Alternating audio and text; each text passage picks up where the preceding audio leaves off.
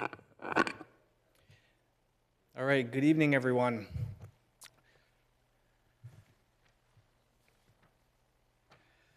Ladies and gentlemen, esteemed members of the Planning Board and valued community representatives, I welcome you all to this evening's assembly of the Saco Planning Board. As chairman, it is my privilege to convene this gathering dedicated to the thoughtful planning and development of our community. Today, we come together with a shared commitment to shaping the future of our city in a manner that reflects our values, respects our heritage, and fulfills the needs of our residents both now and in the future. Our agenda tonight contains important matters, each requiring our careful consideration, expertise, and collaboration.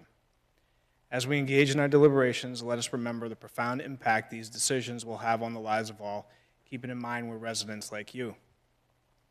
It is our duty to maintain transparency, fairness, and inclusivity in our proceedings, ensuring that the voices of all are heard and respected. Together, we must embrace the responsibility entrusted to us by our community, working diligently and thoughtfully to chart a course that fosters growth, prosperity, and harmony. With that, I would like to call this meeting of the Tuesday, April 1st, Saco Planning Board to order. I look forward to the productive discussions and meaningful outcomes that lie ahead. With us this evening, myself, Matt Provenzel, the chair. To my left, our vice chair, Joyce Larry Clark, and board members Jeff Brochu and Camille White, along with our other board members, Jim Moyer. I was trying to think of something clever to say, and I couldn't, I'm sorry. We have some board members absent this evening. Carrie Lynn Lane as an excused absent, and Matt DiCiani with an unexcused absent this evening. And our staff members, as always, Lisa Harmon, our planning compliance manager, and our city planner, Emily Cole Prescott. And with us this evening, our Ward 5 City Council liaison, Phil Hatch. And with that, I will move to our item on the agenda of our approval of minutes. And this is our March 18th, 2025 meeting minutes, and we have a draft before us this evening. Any questions, comments, or edits from board members? Mr. Chair, I'll just make a comment that I, even though I was not present for that meeting, I reviewed all the materials and watched the video, so I feel that I can vote on any of these matters. Great, thank you, Jim. One item I had to note, Lisa, I went back through my notes. Board member DiCiani has an unexcused absence for that evening. And that was my only edit. Mr. Chair, with that, I would move to accept the meeting minutes for March 18th, 2025, with the edit of board member DiCiani being unexcused absence. Second. Thank you for the motion, Jeff, and the second, Jim. Any additional comments? All right, those in favor, Jim? Yes. Joyce? Yes. Jeff? Yes. And Camille? Yes. I vote yes as well. Motion passes 5-0. Our next item on the agenda this evening is our public comment period. This is an opportunity for members of the public to come before the board and ask questions or speak about general planning items. If anyone is here that would like to speak, please come to the podium and state your name and address for the record, and we will collect comments and address them as appropriately.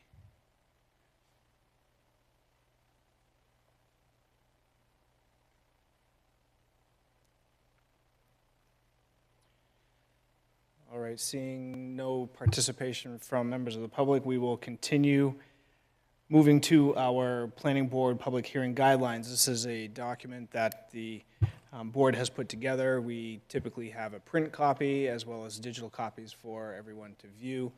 If anyone has any questions or comments regarding that document, please let us know. And with that, into our applications and public hearings for this evening. Our first item is 6A. This is Bradley Street, map 67, lot 27, and this is Bradley Greens condominium development. And this is presented by Bradley Greens LLC and Sebago Technics.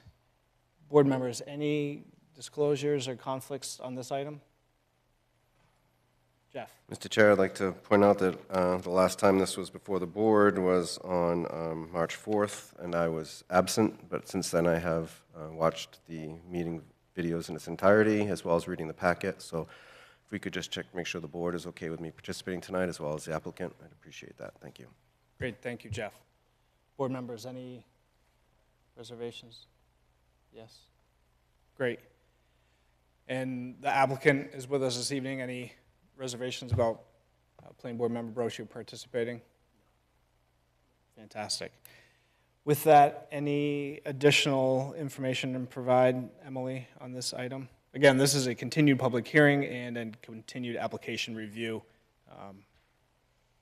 Preliminary subdivision, site plan, and conditional use consisting of 32 dwelling units and associated site improvements within the medium density residential zoning district.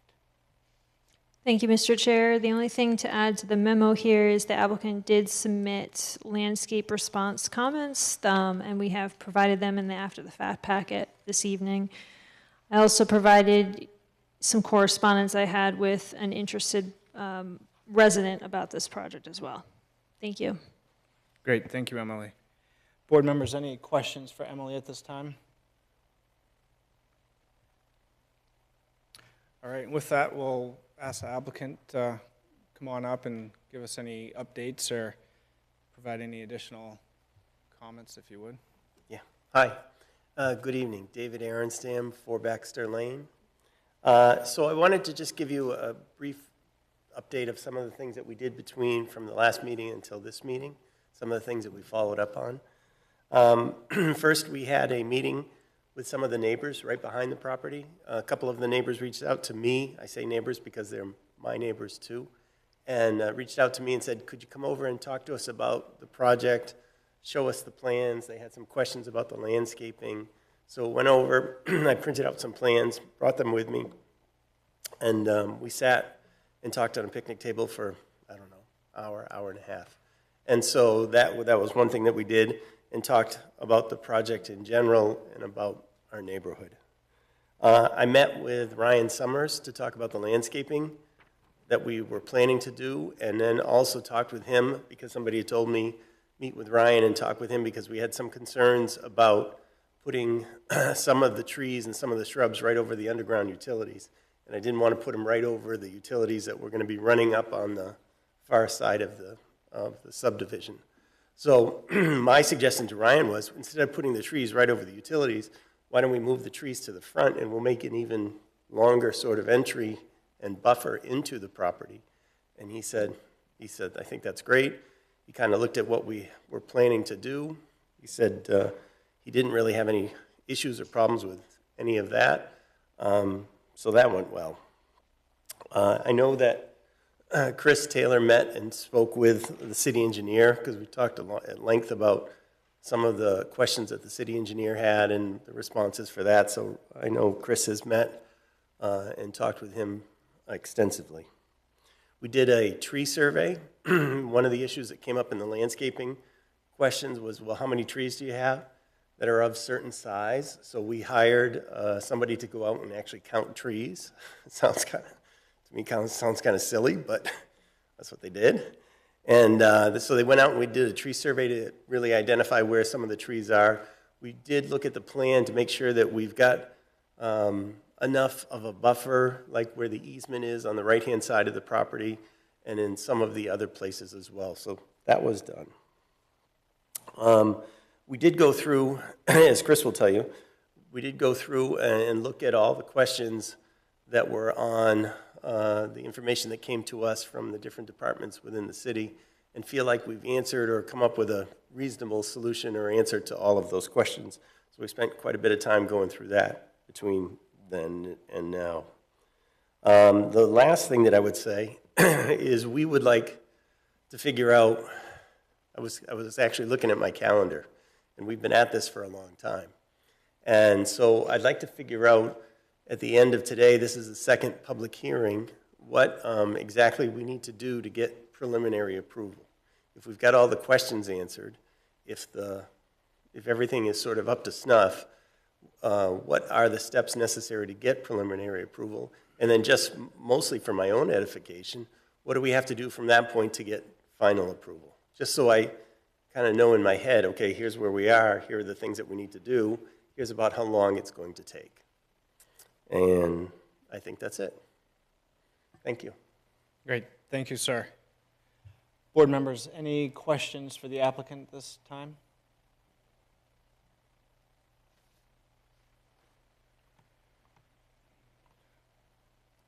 All right. So again, we have a continued public hearing this evening. Actually, Mr. Chair, can I Yes. just get clarification on one thing? Sure.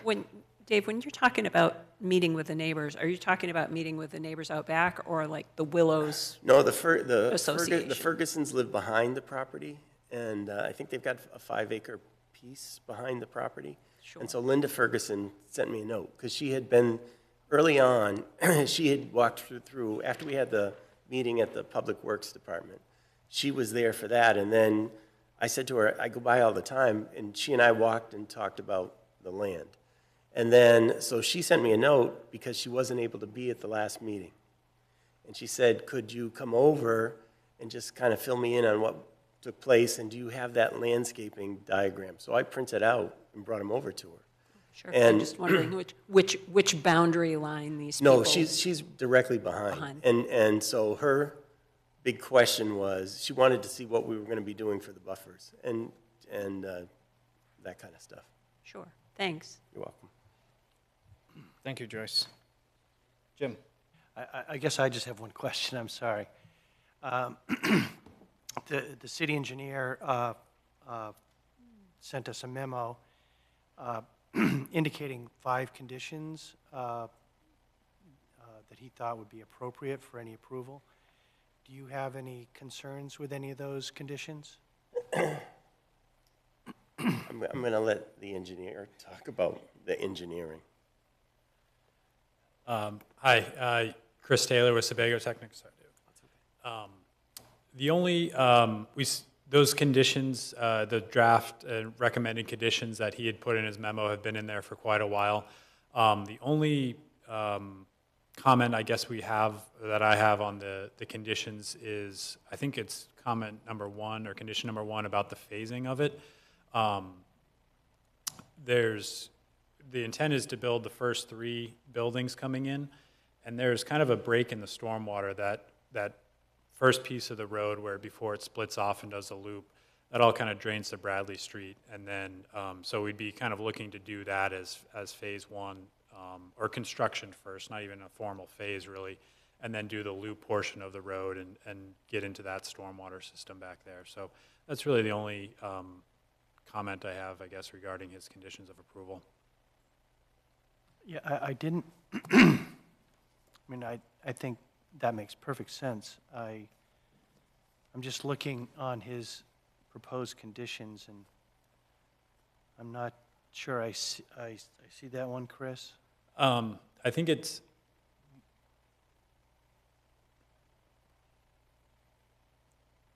oh, sorry, not condition 1. But it's just talking about it when he was referring to doing the stormwater infrastructure and that sort of thing. Just giving acknowledgement to how this will be constructed and kind of phased out, sequenced, I guess, not rather than phased. It's more sequenced. I mean, I don't see anything there that would create a problem for you, but, I mean, if you, upon further review, if you see Yeah. one of the conditions, it looks like it could be tweaked in some way, and the city engineer's okay with it, I think we'd be fine too, but, but do take a look at that, and Yeah. that's all I have, Mr. Chair. Thank you, Jim. Any other questions or thoughts from board members?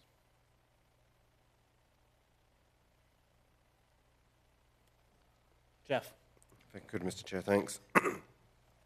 So Chris, I think at the last meeting, there was some discussion about the drainage. There was a little berm that the Public Works engineer was a little concerned about, and kind of worked that, and you had addressed that a lot of the sloping here is intending to come from the back of the properties, kind of bringing a lot of the water towards the street surface. And I see that in the topo. And it looks like there's quite a bit of fill that's being brought in for the street surface. So this whole site's getting quite a bit of fill, is what it looks like. And I was just kind of working through that, and because the concern is the neighbors with water, right? That's what, or at least what some they're bringing forward to us, and I want to be diligent of that. And whether their construction was set too low to begin with existing groundwater, it looks like their retention ponds, or the base of your under drain, right? So the base of your retention beds looks like it's 105.3, and the Willows is 103, so a little bit more than a foot lower. So conceptually, this is where it starts to get hard, because now we're listening to your engineering and our city engineer kind of pass back and forth the rate of infiltration through your basin before it would affect the groundwater on the other side. And it kind of seemed to me, what I understood very early on was the original design kind of had an outlet, an outfall, that was going to go through, this right-of-way and kind of get that water very quickly, if any surge capacity, out to the city treatment system. And obviously that's not an option. You guys tried to explore that very hard, and it didn't come to fruition. So the next option is these modifications to your designs. And so obviously your buildings are going to be setting up much higher. You're shedding the water towards the street to try to capture it, and then you're doing your treatment process to it. And I guess this is the part where, for me, it's putting a lot of faith in another technical field, right? It's the engineering that goes into this to control the rate of infiltration to hopefully not affect the groundwater level of the neighbors. I'm getting the sense that the city engineer and you have kind of come to a solid design, that solid engineering principles is going to work. And we've seen, or I've observed on other projects where we've had neighbors that are very concerned about their groundwater, raise public comment about it, and maybe we put some conditions of approval, but some of the technical science is very good, and they've actually, it seems like there's less water now in that whole neighborhood because of all the site work cumulatively helped to drain it. So, I don't know, I guess it's more towards the board members. It feels like, to me, that you as engineering professionals have really worked through this design, and granted, the neighboring complex may have issues with their rate of permeability, some flooding during major storm events they've talked about. They mentioned it at our site walk. But all of your outfall flow is being directed more towards the center of your lot and then captured back into your retention system. So the only real question is the rate at which that permeates into the ground to ever affect the groundwater levels.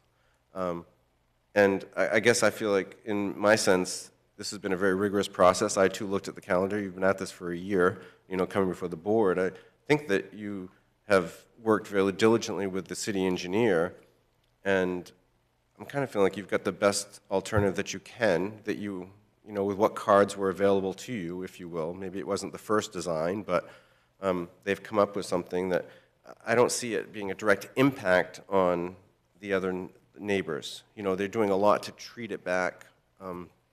And so many of the characteristics of this development really fit. I mean, I really think it really fits the area.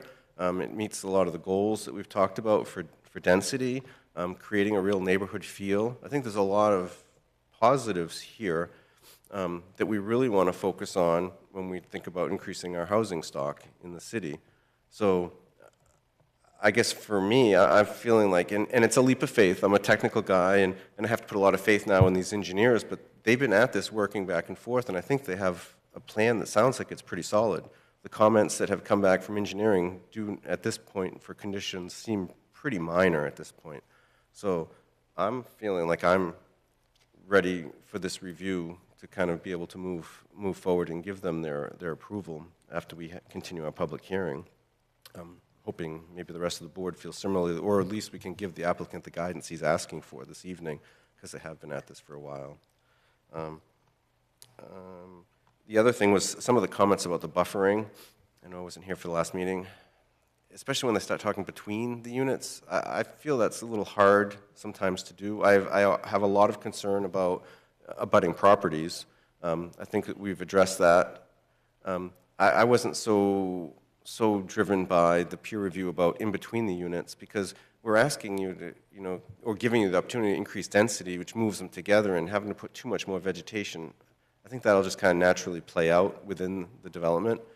So I don't know if that's something we need to make a lot of changes to the plan, in my opinion. So that's all I had, Mr. Chair. Thank you. Great, thank you, Jeff. Can I make one comment on what you just said, Jeff? Sure. You were talking about, in regards to the stormwater and the infiltration of the system. So the basins are actually going to be lined so that it won't allow groundwater or the runoff water that gets held in the basin to go down into the groundwater. And that's intentional. And so that it's forced to be controlled through the outlet, the very designed, sized openings of the outlet control structure. What we did, the latest kind of revisions that we did or analysis that we did with the city engineer was to look at how, and this is kind of over and above beyond what a typical project requires, but we looked at the flow as it goes through the Willows development, the abutting development, which is not a typical process that we do, but given the proximity, kind of some of the concerns we had, we went through the exercise and kind of did that analysis and worked with Joe to kind of show what we were, he was looking for. Chris, Go ahead, Jeff. thanks. Now that you brought that up, there was one public comment from another gentleman that was writing in regards to his mother, I think on Tasker Street, and it was about some of the drainage capacity, which I kind of viewed as, it sounds like you and the engineering department you're controlling all this on site, so we don't have a whole lot of worried about downflow runoff. That was kind of the gist of what I'm understanding from you this evening, is that's been a real focus, is the rate of treatment and runoff into the groundwater.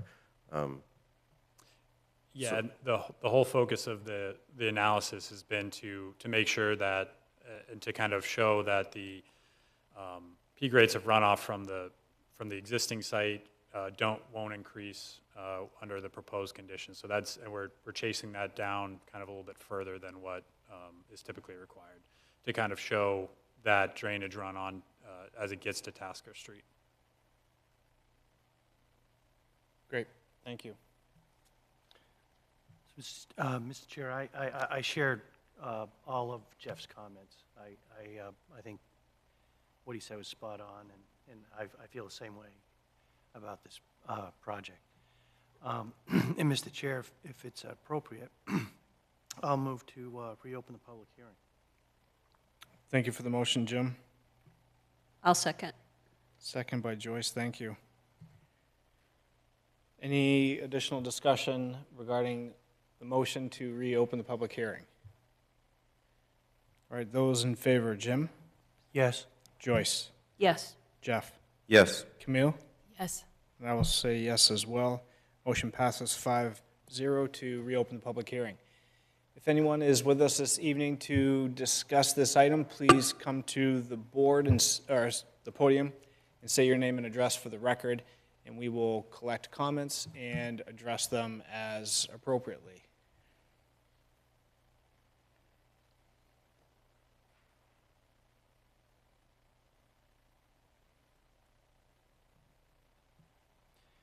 Mr. Chair, seeing no one from the public participating, I believe we're far enough along in this project that I'll move to close the public hearing. Thank you for the motion, Jim. I'll second. Second by Joyce. Any discussion, Jeff? Could I just ask, I believe our packet memo had recommendation of continuance from staff. Is there a particular flag that they feel like we should be looking at as to why they made that recommendation? So we had that recommendation if the board requested additional information this evening. That way there would be opportunity to speak about it. Just so the board is aware, I did send the response about landscaping to our landscape peer review, so you will probably receive one more comment from her as well. Thank you, Emily. Any additional discussion on the motion?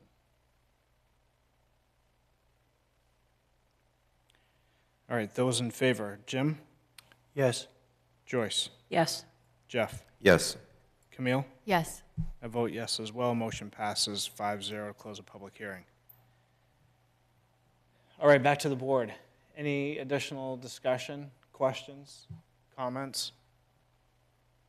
Mr. Chair, I'd second Jeff's comments about the engineering studies and the drainage. It sounds like the applicant has paid a lot of attention to the water flow and lessening impact on the neighbors. I know it seems like a lot of the issue with the Willows was trying to go through that complex, and you've eliminated that problem completely by keeping it all on your own property and having the drainage go toward Bradley. So I don't really see any particular issues moving forward. I'd be ready to have the planning staff prepare proposed findings of fact and conditions of approval for the next meeting. Great, thank you, Joyce. Jeff? Just like to touch that, some of their test pits show, relatively high water table. They're still high. And this is something that we're going to continue to see as a board, even though we want to increase this infill development. These neighboring properties, they're flirting with it anyways, right? The water table is what it is. It's there. And we're, if we want the growth and development in these targeted areas, we're going to have to deal with the fact, and there's only so much they can do to treat on site versus, draining, depending what's available for pitch for the city system. So I think we've got to keep that in mind as we look at all these applications. We see a lot of applications for forested wetlands or water tables that are, well above 48 inches. And I think they're doing their best to accommodate and keep all the criteria on this, but we should be thinking holistically when we see those high water tables. Thank you. Thank you, Jeff. Any other thoughts or questions from board members?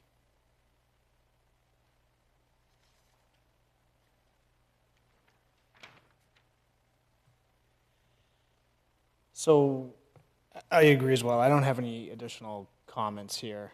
I appreciate the additional landscaping plans here with those trees that have been observed and noted here. Most of them, especially the ones of significant size, seem to be right along the property edge. If there's only a few, I think, that are on your property, and they look like they have significant buffering. So we'll look forward to comments from the landscape peer reviewer.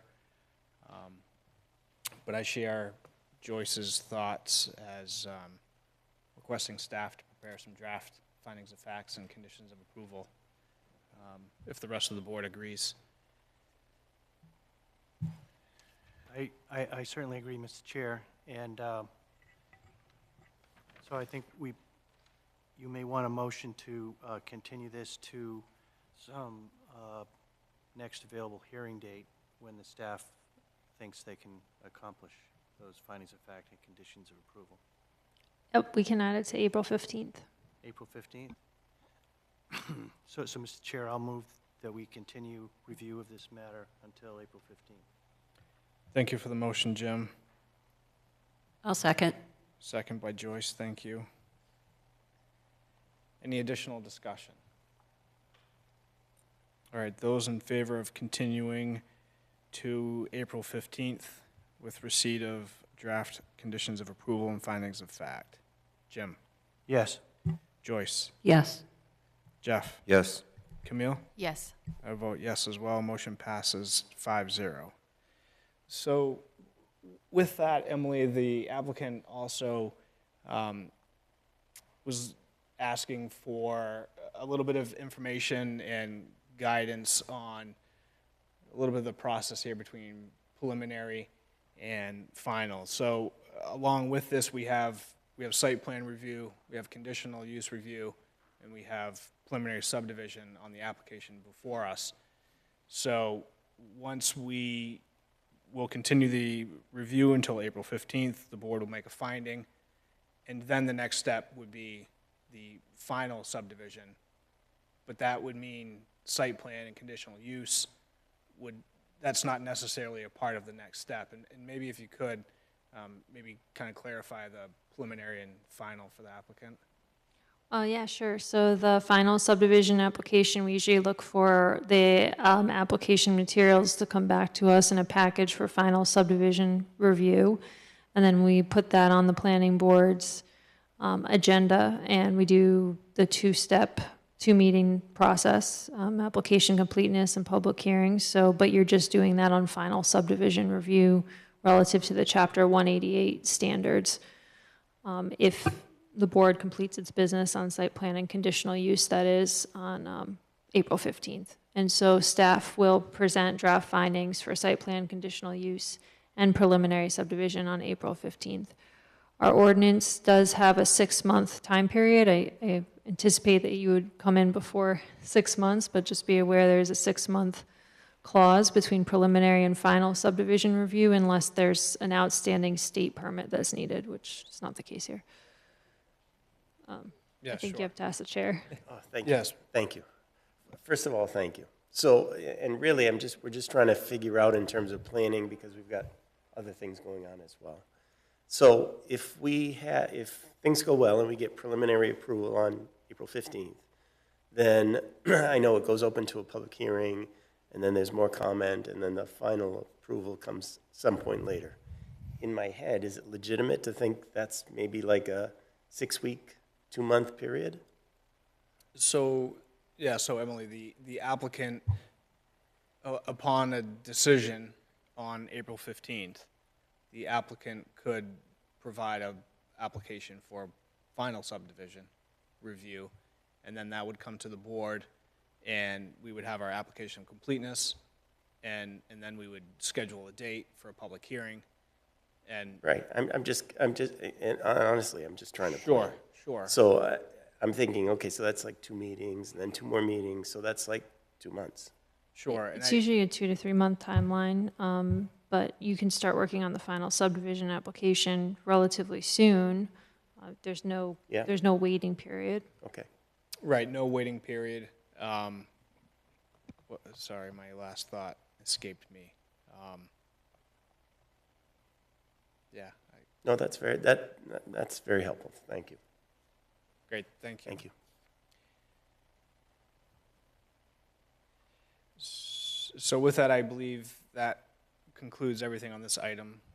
Emily? Thank We you. didn't leave anything. Thank you.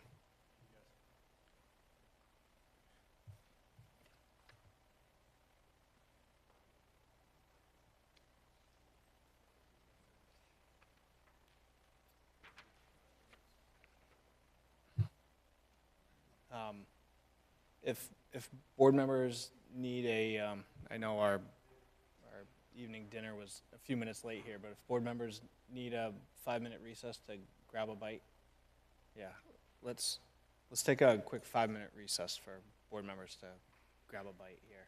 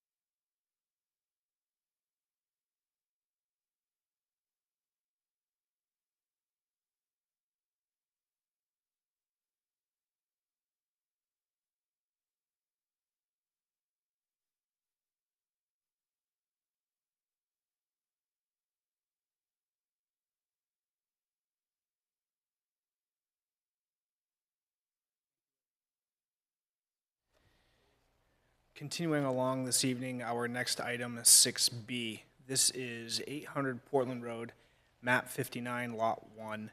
This is a proposal for a 49-unit residential condominium with 3,000 square feet of commercial building space. This is presented this evening by CBC Construction and Goral Palmer, and this is a continued public hearing and application review for site plan, conditional use, and preliminary subdivision within the Portland Road zoning district. Anything to add, Emily? Not much more from the memo here. I think the applicant's done a lot of homework responding to the questions that have been presented, so that's great. We did receive a follow-up from Norman Doe for the Wetland and Wildlife Peer Review, which is in your after-the-fact meeting packet. And there are some habitat considerations, and I have shared this with the applicant ahead of this meeting, but we did just receive this yesterday. Thank you. Great, thank you, Emily. And board members, on this item, any disclosures or conflicts? Any questions for Emily? And with us, the applicant's with us this evening, if you want to give us an update here. Anything that you could add on this? I'm sure you just got it yesterday, as Emily noted,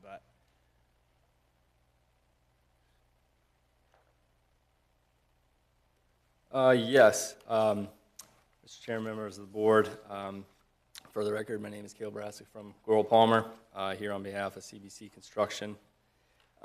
So providing an update for you with this meeting, we were last before you at the February 18th meeting, and we were slated to be on for the March 18th, but we had requested a table looking for a little bit more time to provide some updated information for engineering comments, landscape peer review comments, I think just some additional board comments, and then additionally the wetland peer review comments. I think to address the wetland peer review comments first, yeah, we had seen that yesterday come in from Emily, read through that, understand there were some clarifications they wanted to make and some other items to point out from ours.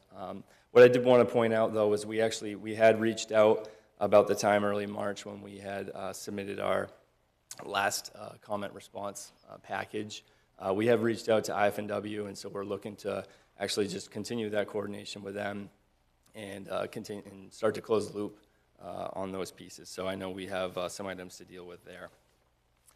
Other items I think that I'll start to go over here with our last package. So as I mentioned, engineering comments we're responding to, some board commentary from the last meeting, and some of those elements.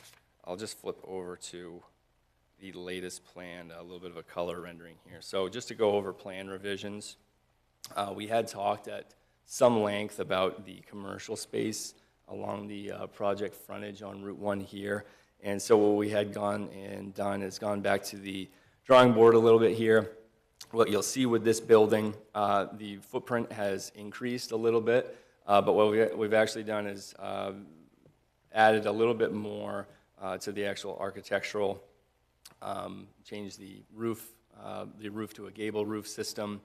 We've actually lengthened the building so that it appears a little bit larger actually from Route 1.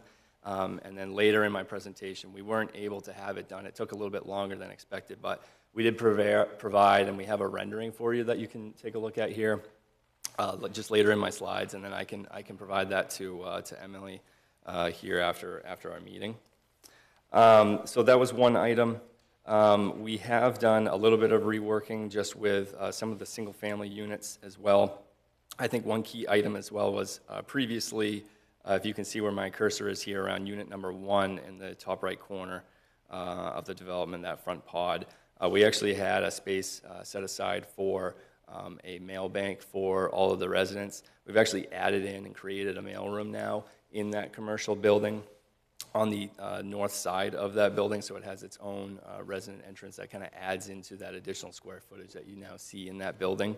And I think that'll be a much nicer amenity for the residents now.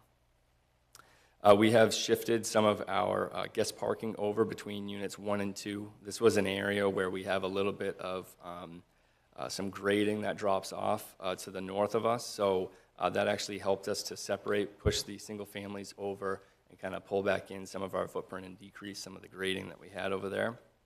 And then additionally, pretty subtle, you won't be able to see as much, but we have done a little bit of rearranging for units, I think it is 4 through 7 here in this little elbow, that we're just making sure we have all the proper setbacks that I noted last time at the sidewalk. We talked about meeting the setbacks for the permit by rules and making sure that we're a certain distance away from even the top of the slope. So those have been all corrected. There were a couple of minor modifications that we made on those plans.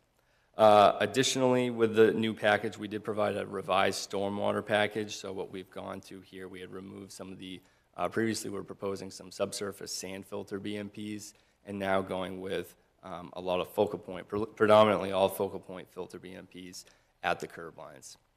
So picking up stormwater a little bit closer to the source in that sense. That's an item that we're actually still waiting for some engineering comments back from.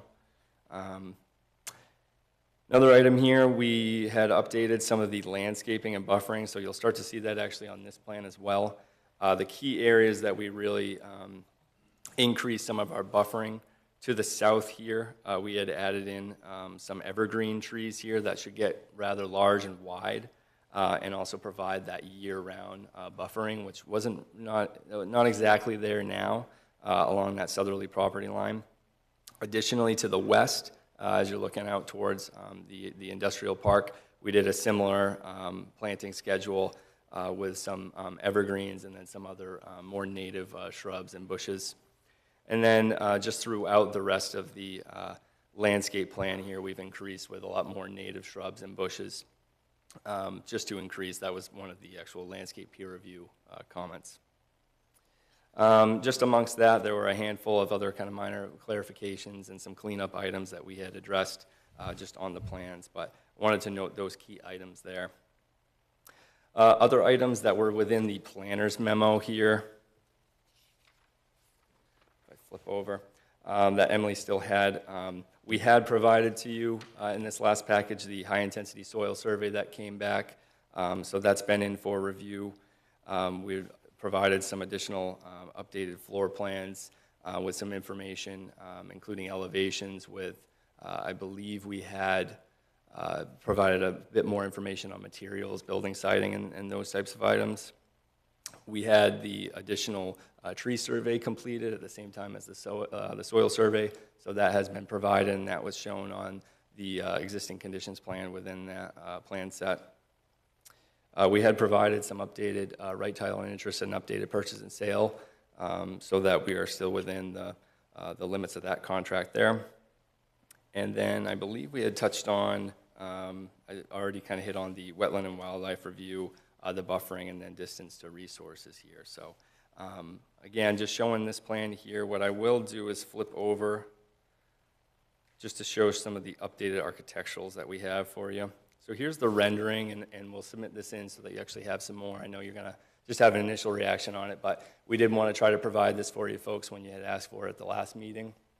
But the idea being that just showing a little bit more, you can see what we're doing with the gable roof there as well, and then a little bit of undulation and actually the building face, and then creating a little bit more length on that building, so that it just presents as a larger structure along Route 1.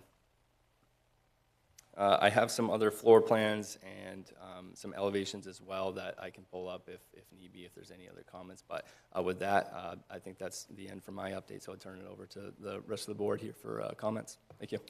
Great, thank you. Board members, any questions for the applicant at this time? Jeff?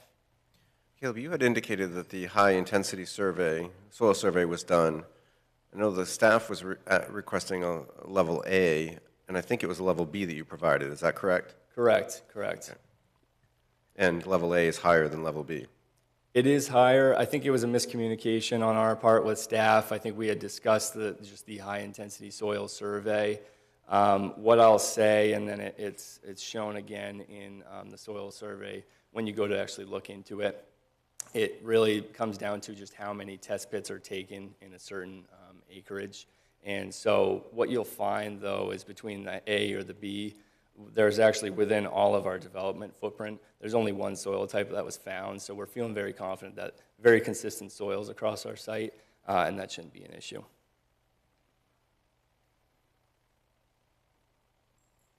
Camille? Yes. Do you mind providing us an update on the commercial space in terms of any leases that have been signed, any operators that you are looking to fill the spaces, just general kind of usage of that commercial building and how it's going to be activating that road frontage? Yes, yeah. I think it was sometime in our January submission package that we had provided. I think it was kind of an informal letter of intent for a use to go in there that was actually an existing tenant of the applicant, and that was a sports medicine, physical therapy type use in there. So, and it's actually very, very similar, if not the same square footage that they utilize in their existing space. So they have a location here in Saco, and they're looking to expand. So you are proposing just a single use for this commercial building? Correct. At this point, thank you. Thank you.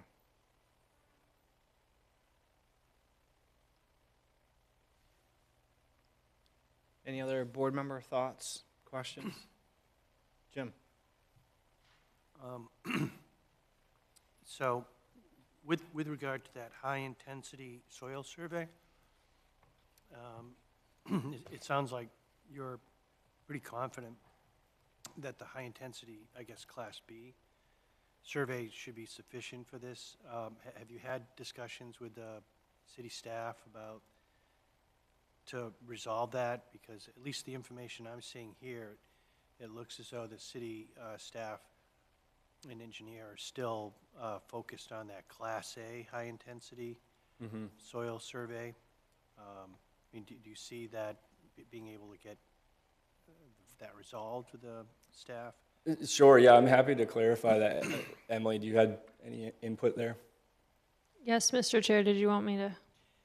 Yes, input? because from what I understand in your memo, that the survey report's under review with the city engineer, but if you could. Yeah, I wanted to make sure it was noted that the applicant did, in fact, provide the high-intensity soil survey. There was a little bit of a discrepancy. We had asked for Class A, and they had provided Class B, but I think what we want to wait for is the city engineer's review, and the city engineer and I will go through that once his review is closer to being completed, and if there's more info we'll ask the applicants, but I think that the Class B, its general intent was really what we were looking for. We just need to make sure it's answered the questions that we had about the soils.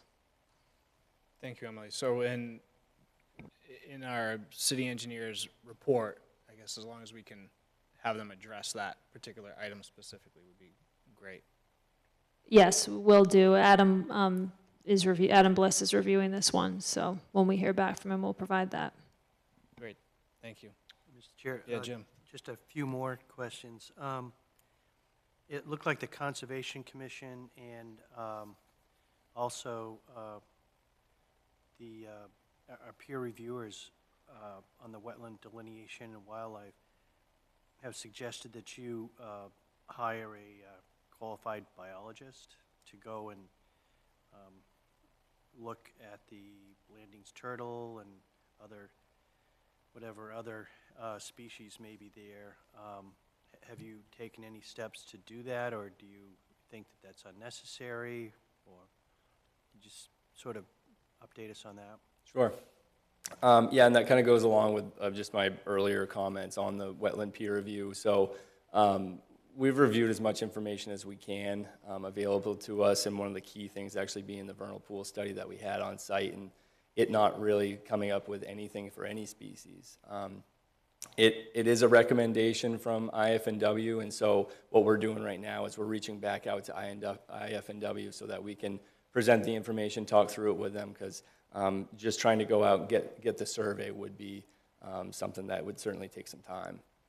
So, and it has been something that in the past, IFNW is certainly open to, and they coordinate with developers, applicants. And would that also address or be able to address the 100-foot versus 250-foot buffer? Correct. Yep. So both of those would be taken care of by that? Correct, exactly. Okay. And then the very last question I had, I didn't notice it on the earlier plans, although it might have been there, so if it was there, I'm sorry. But I noticed a retaining wall, it looks like on the northern side of the property for a piece. And I remember when we went on the sidewalk, you know, it was quite steep there going down into that gully, which I guess is the brook.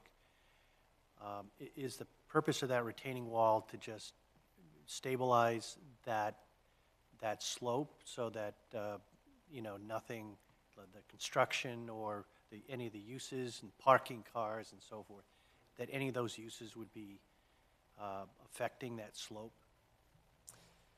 No, I think that we could make it work with a slope, although if we were to tie back in at, say, a 3-to-1 slope, we would chase it quite far down.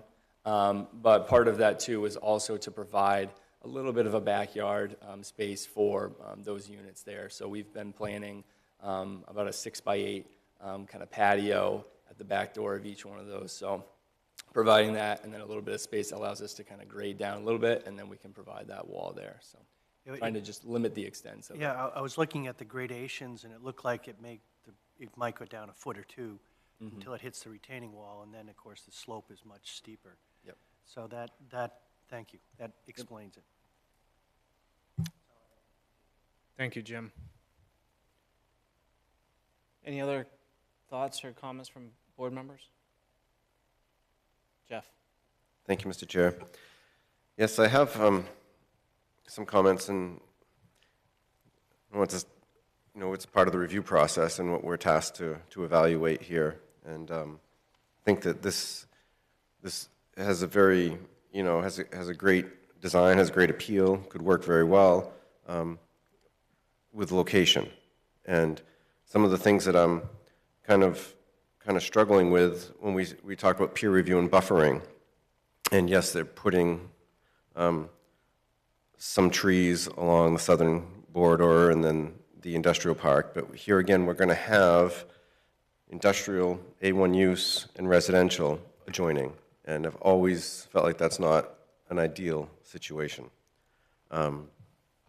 We see it every time we try to make any sort of zoning change or abutment. But at the same time, so like our buffering in Chapter 188, 711A, 3 and 5, and 6, have very, very clear guidelines about what the city and what we should be considering for buffering. And they talk about a 20-foot wide minimum. They talk about, this is what really got me, shielding poorly compatible structures and uses. So poorly compatible structures and uses. And that's kind of hard for me to evaluate, because we're going from being, auto dealership, pavement, barren area, to residential. Then immediately behind them, the Tambark building, which we asked, help them get a grant. It's industrial use. It's right behind them. So we're asking for buffering, but our standards, I feel like, are pretty clear to me that this should be a really substantial buffering on the applicant's property. I appreciate the effort. I don't think that's enough for the change in use, or what I view as not poorly compatible uses adjacent to each other. The other piece that kind of comes to me is the soil conditions. We're talking about runoff. We're talking about the pond. All of their test pits had groundwater between 18 and 4 inches on the site. I think they had 16 test pits, or 12. But it's relatively high water table, right? So we're dealing with high water table, clearing some of the spot. We're concerned about runoff. We're concerned about the wildlife. And I know Mr. Barassa has talked about the vernal pool, but we also have the runoff into Millbrook. because they're going right up to this line. And that's the other thing, is the line isn't clearly defined.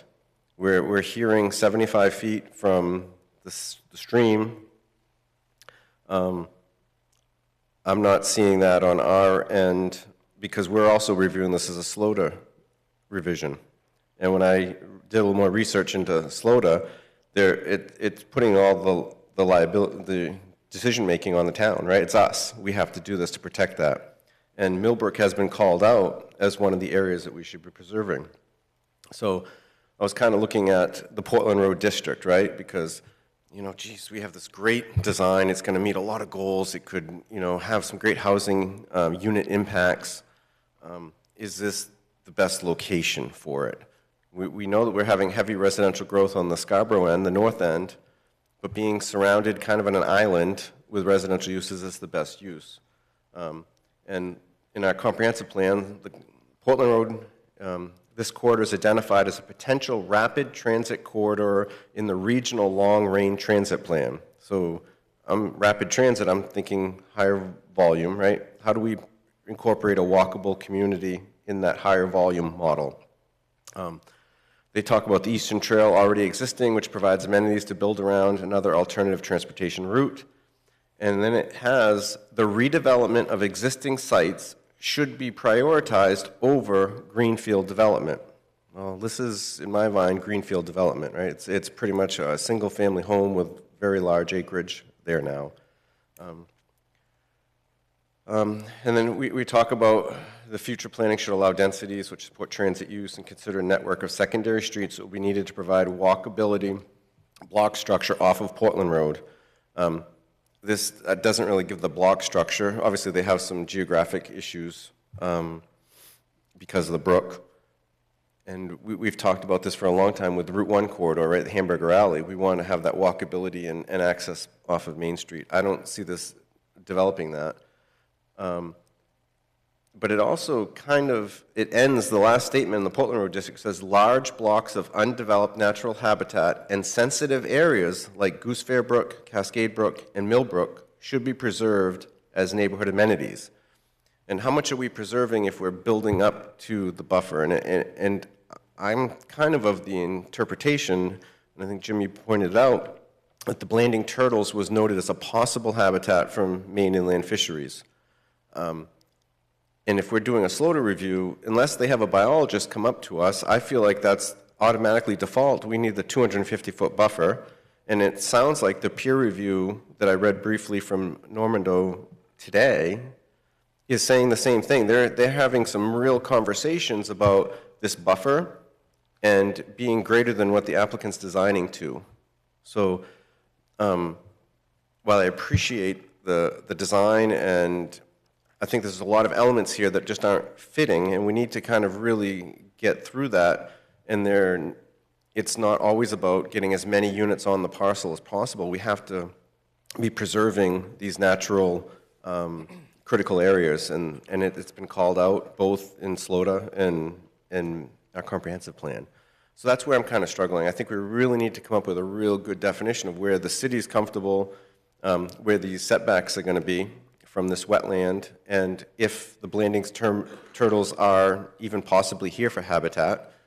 I agree, everything that I've read, and it sounds like our peer reviews, the vernal pool wasn't as much of a concern. It's the runoff into the brook. The other thing I have is with this residential use, you know, like I said, it's surrounded by a lot of non-compatible uses. It's across the street from one of our pump stations that can, you know, I think they've had some ups and downs with the increased development of what's going on in the outer Portland Road District. I know I've had a couple of odor challenges, and do we want to have a new residential subdivision near infrastructure like that? But I really think that if this model is to continue, and it does meet some of our goals, right? It has the commercial use out front and the residential component in the back. We need to narrow it down and make sure we're still protecting those natural resources as we're being tasked with the SLOTA revision as well, SLOTA review as well. So I'm really looking for some clarity, hopefully, between peer review and engineering on what is the setback. I know during the site walk, it was pretty clear. They were like right up to the top of the slope was where the backyards were going to be, and I asked about, geez, what do we do to prevent the occupants from having, you guys were proposing beautiful decks, like a little deck, a nice little sitting area. What do we do for preventing them from wanting to cut, another 10, 15 feet? If everyone cuts a little 10, 15 feet, we're encroaching onto that. So for me, I really feel like we need to hold until we can get the buffering determination, because that's going to greatly change what they can fit in here, particularly where our peer review is also saying it's not necessarily the center of the stream or the edge of the stream, it's the edge of the defined or the flagged wetlands, which sounds like it could be even more significant. So how much developable space is here to preserve that resource? So that's kind of where I am. I feel like we need to hold until we get those technical questions answered about the resource protection, and then we could address the buffering for uses that I think are still not really compatible. Thank you. Thank you, Jeff.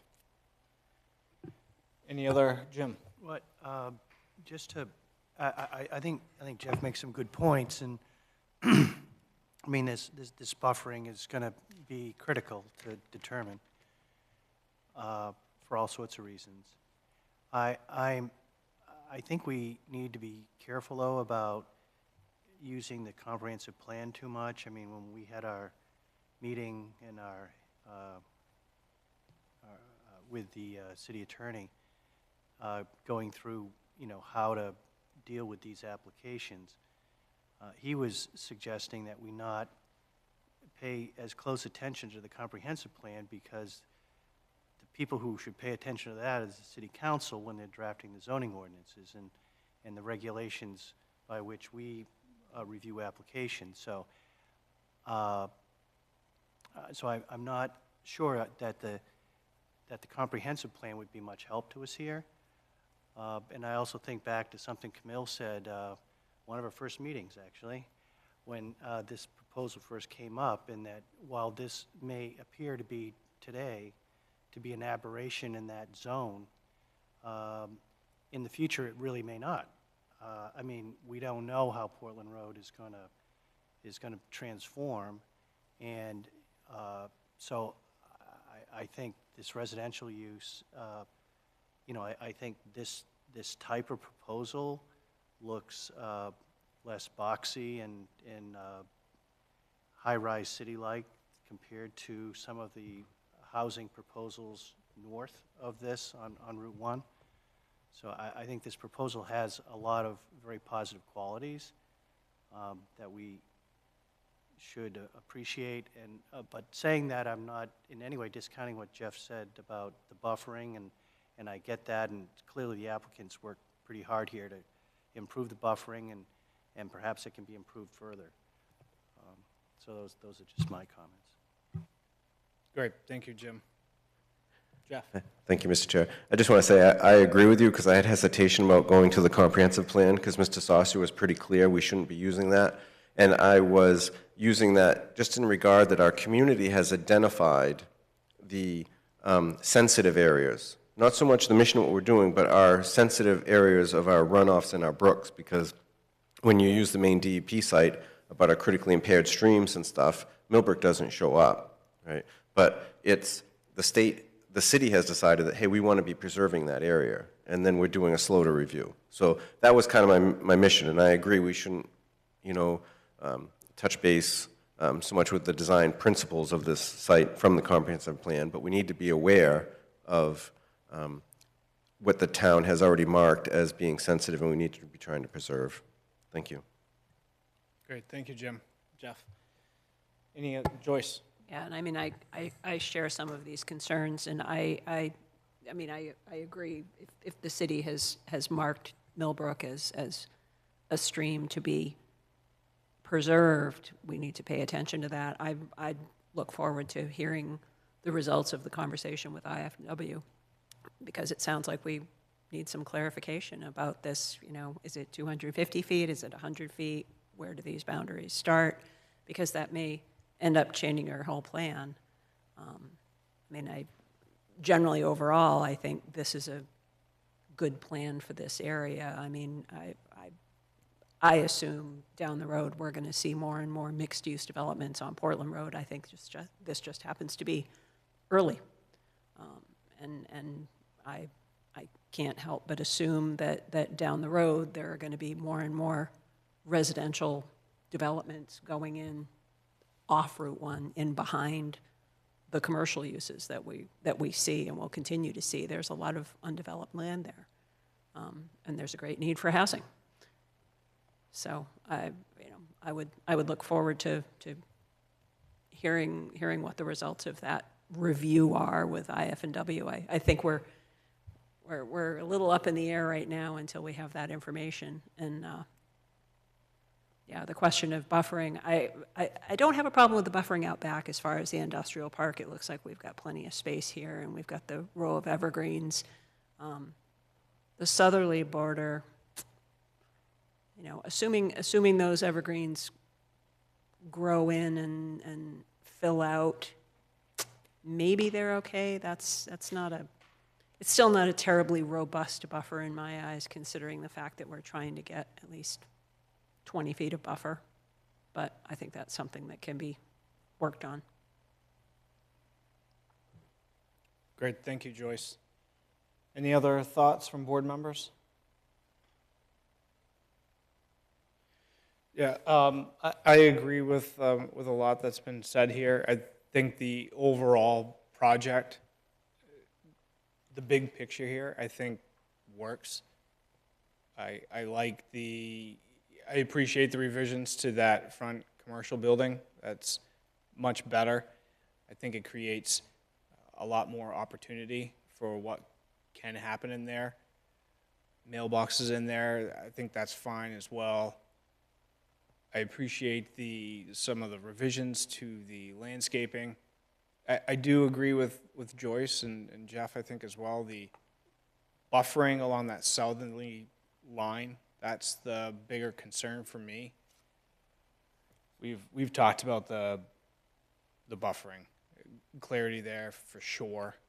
I guess one other question that I had left was the note in there, Caleb, about buffering on the deed restriction. Could you maybe touch base on that? That seems, we're talking about buffering. It was on my list, and it seems to be, it is important. So can you maybe elaborate on that a little bit, on sort of the thoughts there? Sure, and Mr. Chairman, just for my clarification, which note was that? Was it in the planner's memo, or is that elsewhere? That's a great question. I do recall seeing it. I think there was a question or a comment about deed restrictions for the buffers. We haven't planned any to put into conservation any of these areas. And I know we haven't really discussed that. I know some other tactics I kind of wrote down as Jeff had some comments, but on a lot of other projects, oftentimes we'll put up things like signage, intermittently along, the edges so that it is, a no clear zone, things like that. And, just so people aren't, encroaching off of their backyards, trying to increase the backyards. I think that there could be something written in certainly to the association documents that also kind of regulates that too, would be a thought.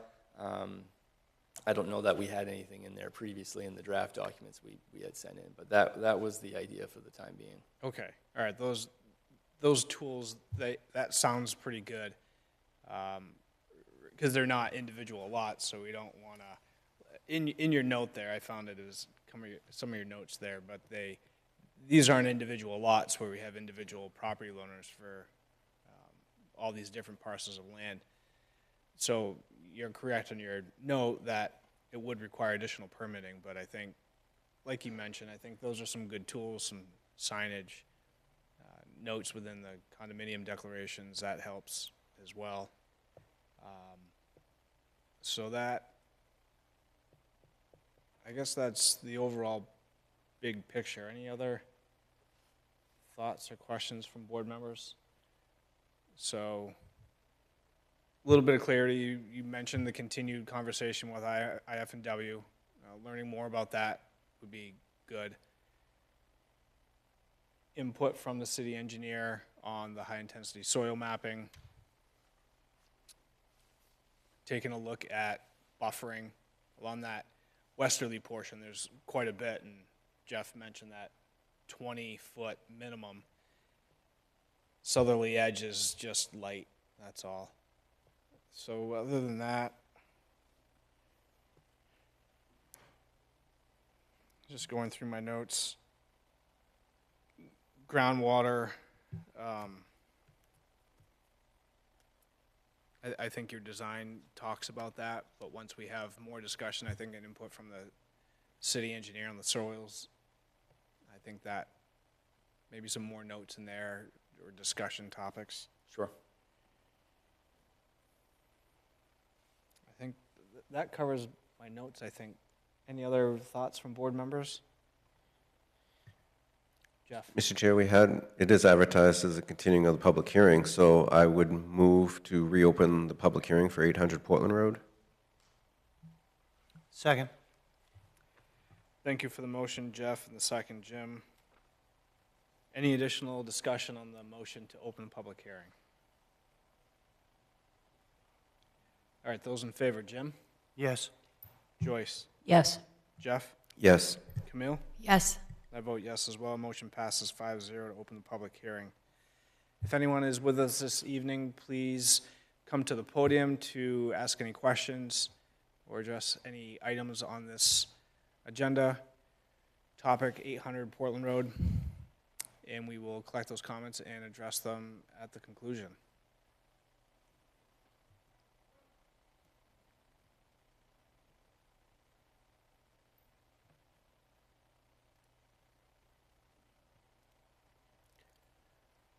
Mr. Chair, seeing no one wishing to speak, I move to continue our public hearing to, I guess, asking staff, when do you think the best time for this? Seems like there's a lot of correspondence taking place here, so.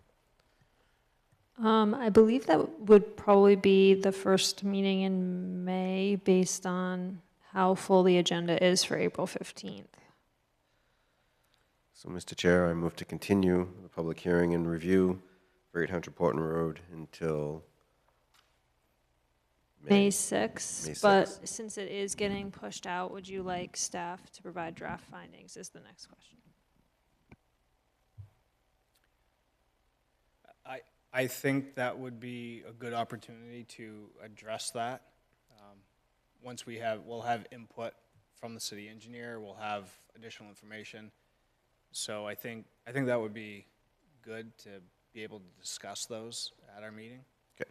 So, Mr. Chair, I amend my motion to continue the public hearing to May 6th and direct staff to draft conditions of approval and findings of facts for this project. Mr. Chair? Thank you for the motion, Jeff, and the second, Jim. Any additional discussion on the motion to continue public hearing on this item to May 6th with draft findings of fact and conditions of approval for review? All right, those in favor, Jim? Yes. Joyce? Yes. Jeff? Yes. Camille? Yes. I vote yes as well. Motion passes 5-0 to continue the public hearing.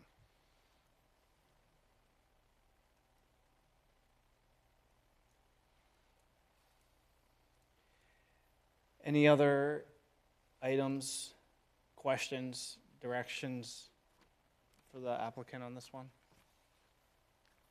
Do you have any additional thoughts or questions for us, Caleb? No, Mr. Chairman, I think I was going to request just the same for just the drafting of the findings of fact, so I'm appreciative of that. We will look for the updated landscape engineering comments, and then we'll provide some closure for you on the coordination with IF&W. So I do have one comment that may be more of a comment or a question for staff. I have noted on here that the traffic peer review was still outstanding. I don't know if that's been completed yet. But I Check just on want- that for you. Thank you, Emily. Yeah, thank you. Other than that, that's all for me. All right, great. So with that, board members, perhaps a motion to continue the application review? Mr. Chair, I'll move, we continue application review on May 6th. Thank you, Jim. I'll second. Second by Joyce, thank you. Any additional discussion on the motion to continue application review to May 6th? Those in favor, Jim? Yes. Joyce? Yes. Jeff? Yes. Camille? Yes. I vote yes as well. Motion passes 5-0 to continue to May 6th. Thank you, you. sir.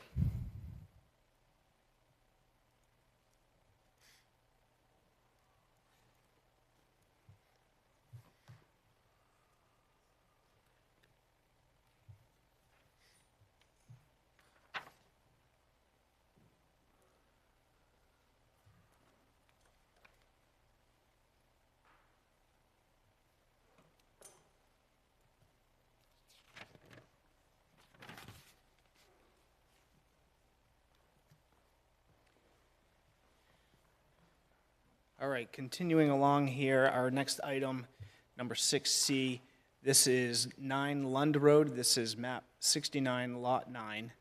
And this is to convert an existing operation to a medical marijuana dispensary. And this is presented by Thriving Wellness LLC. And this is a continued public hearing and application review for conditional use and site plan review. And this is within the Business Industrial Zoning District. Board members, any conflicts or disclosures? Jeff? So, Mr. Chair, as you know, I was not here on May 4th, March 4th, and I did watch the video in its entirety and review the packet. I just wanted to make sure that the board and the applicant both felt that it was okay I participate this evening. Thank you, Jeff. Board members, any comments about Jeff's participation? Great, thank you. And then from the applicant, any reservations about? Great, thank you. Emily, anything to add on this item? So I suppose I'm filling in for Shannon tonight. Yes, ma'am. So we do have an after-the-fact packet item regarding correspondence from Maine Water. I did ask Shannon to send this over to Maine Water just to make sure that they were all set, and they had a recommended item that they wanted to share with the board, so we printed that out for you. I do not believe that this got to the applicant, though, so apologies about that, but I have a copy here as well, if you want to take a look at it. And tonight is scheduled as a public hearing on this item. And Shannon has also written up some draft findings for your review. Thank you. Great, thank you, Emily. Board members, any questions for Emily at this time?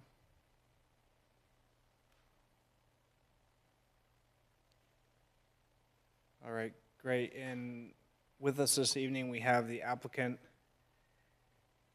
Anything to add or any discussion items?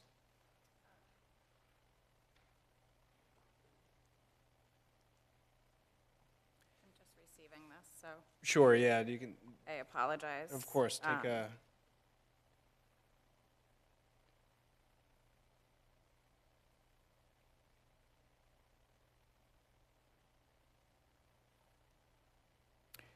Because I need a little bit of clarity, because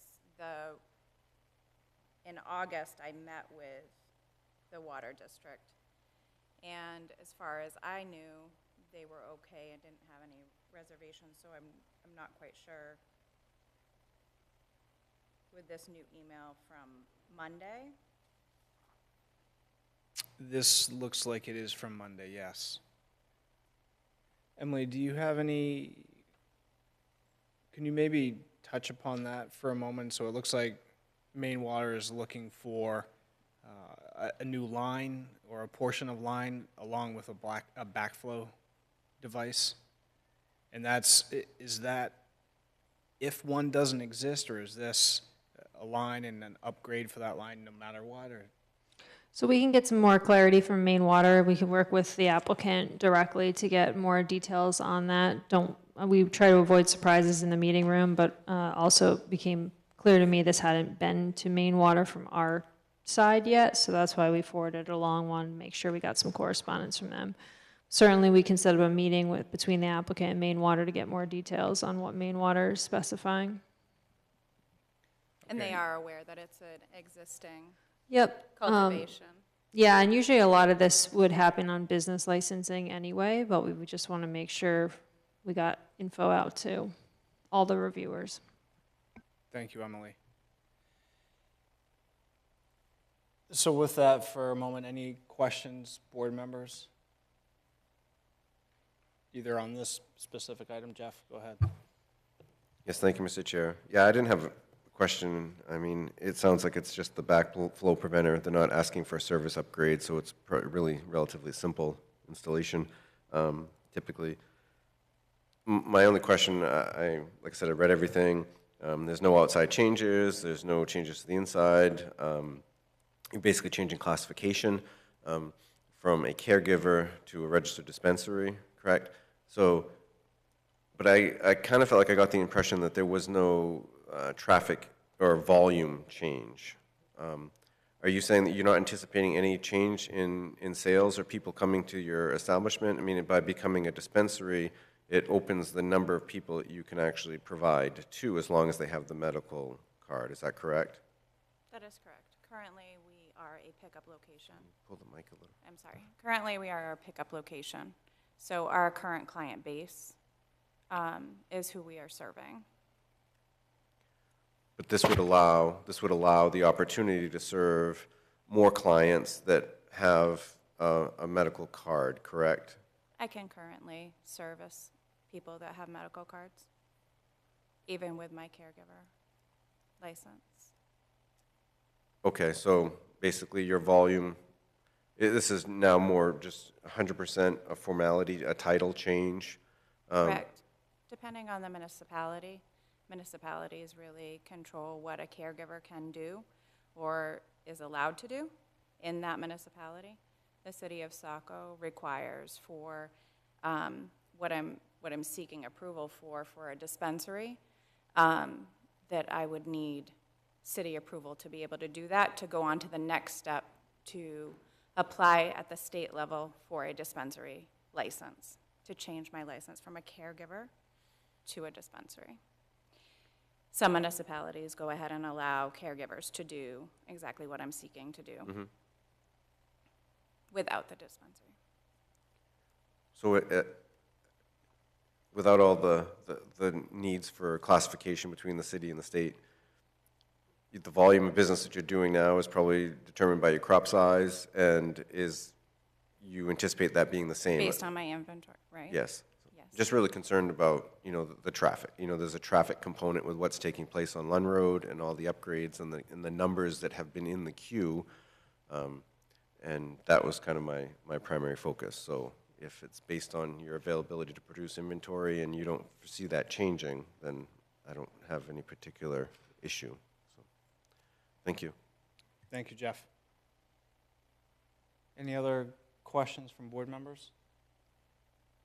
Joyce? I was just going to make a comment that it sounds like you also have more than adequate parking according to the traffic and the review. So even if your business did pick up somewhat, you have a surplus of 4 spaces available already.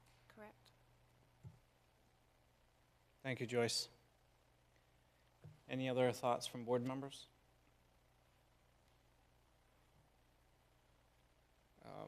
I didn't have any thoughts or concerns at this point either myself. I guess, Emily, looking at this communication here and working through our conditions of approval, I'm trying to find some specific verbiage that would capture satisfying main water within that condition, if the board finds it adequate to do that, to satisfy this, that way we're not, that way this can get addressed with staff and the applicant. Is there, do you see verbiage in there that captures that? So, I actually gave my only copy away, I'm realizing, which, can I borrow your copy, Counselor? Oh, Momentarily. No, it's all good. Thank you. So, what I was thinking about earlier was perhaps it could be, prior to issuance of certificate of occupancy, the retrofitting of the existing service line, basically you'd pick up that language from there on to the specifications and requirements of the main water company as indicated in the March 31st, 2025 email from Mark Isnip. And then we'll include this as part of the approval letter or the letter. Okay. Thank you, Emily.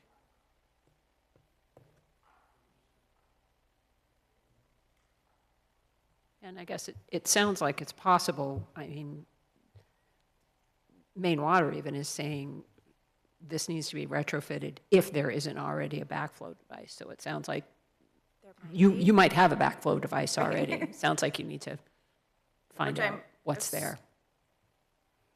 not that I know much about a backflow device, but I'm wondering if probably that might be in the sprinkler room, so. But it does say to go ahead and contact the Maine Water District. Is that what I should do? Yes, and staff can, Emily and staff can help you with that. Thank you. Yeah.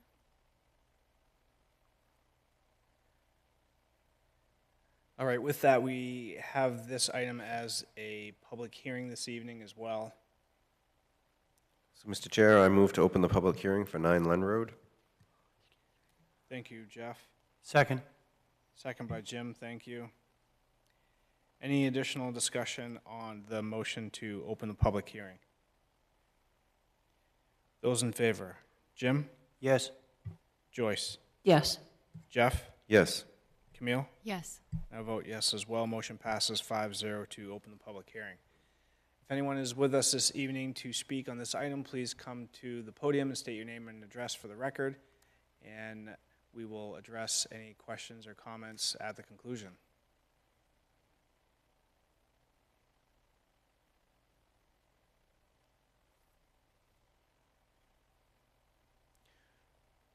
Mr. Chair, seeing no members of the public wishing to speak, I move to close the public hearing for 9 Len Road. Second. Thank you for the motion, Jeff, and the second, Jim. Any additional discussion? Those in favor? Jim? Yes. Jeff? Yes. Joyce? Yes. Camille? Yes. I vote yes as well. Motion passes 5-0. Just making sure. Keeping us awake. Just making sure everyone's paying attention.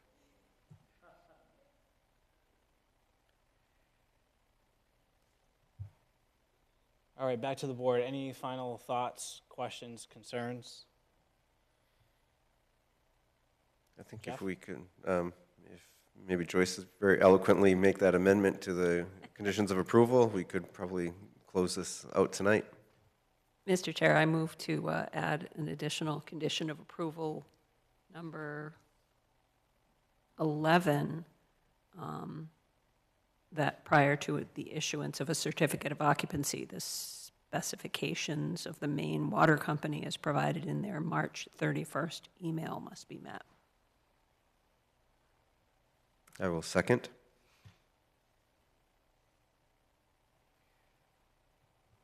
Thank you for the motion, Joyce, and the second, Jeff. Any additional discussion on the motion to add condition of approval 11 as drafted? Those in favor, Jim? Yes. Joyce? Yes. Jeff? Yes. Camille? Yes. I vote yes as well. Motion passes 5-0.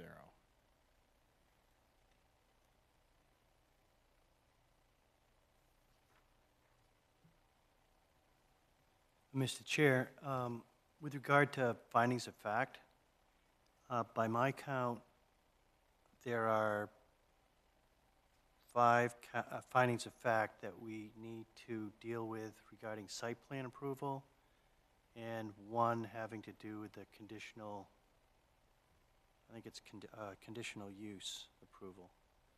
For the site plan approval, the ones I believe we need to address are finding of fact, I guess 10A, 10B, well, they're all 10. D, I, and T. And for the conditional use, I think we need to deal with 11.1. I don't know if other board members found anything different, but Those are the only ones I wrote down too, so. I as well.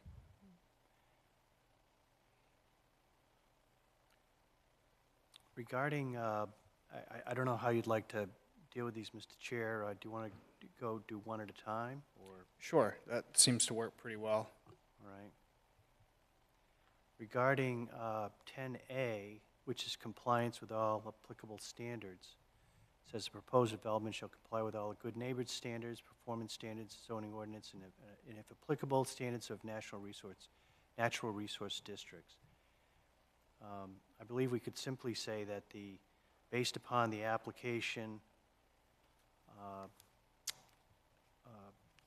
on file, together with the presentation by the applicant, I believe the standard's been met.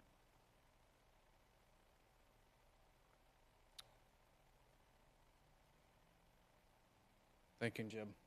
Was that a motion? I'll second it. That was a motion, thank you. Yes.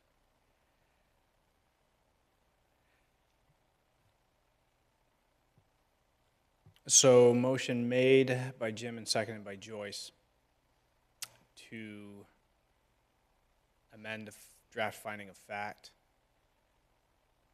that based on the application on file, together with the presentation by the applicant, that this standard has been met. Yes. And this is site plan review standard 6.01A, compliance with all applicable standards. Any additional discussion by board members?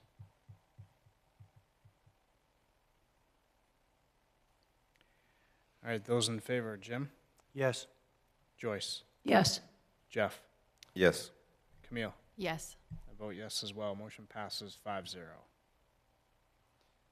Mr. Chair, following up, and I'll refer to it as section 6.01, as you did Sure. earlier. That makes perfect sense.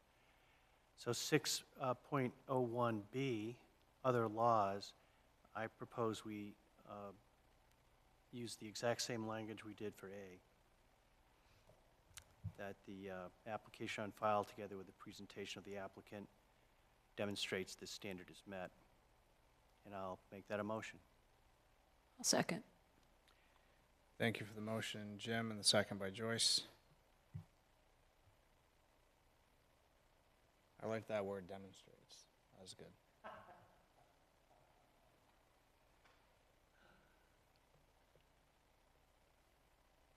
Jeff?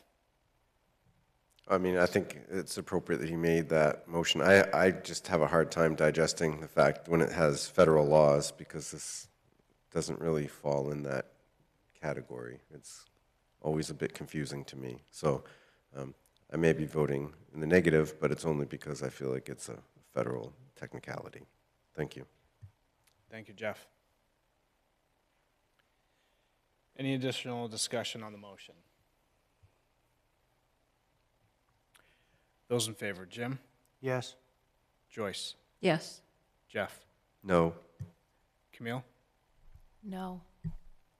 I'll vote yes. Motion passes 3-2. That is a really interesting question. Well, I mean, I think those first two standards are so vague that it's very difficult to know what they mean in this context. So I can certainly understand why Jeff or Camille might have voted no on that, but I mean, I think we need to, if we're aware of any specific other laws that are being, that aren't being met by this application, then I think that's 6.01B is helpful to us, but I've just never found it terribly helpful, to be honest. Mr. Chair, with respect to 6.01D, natural features, I would move that we leave the first sentence in there with the exception of after the word proposed, say accordingly, this standard is met, and then we can eliminate the second sentence. I will second. Thank you for the motion, Jim, and the second, Jeff.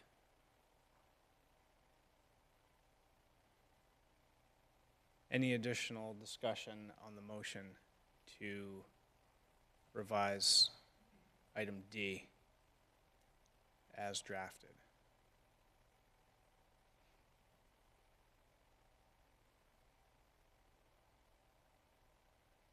Emily, could you strike that the board should make a review and finding on that? Yeah.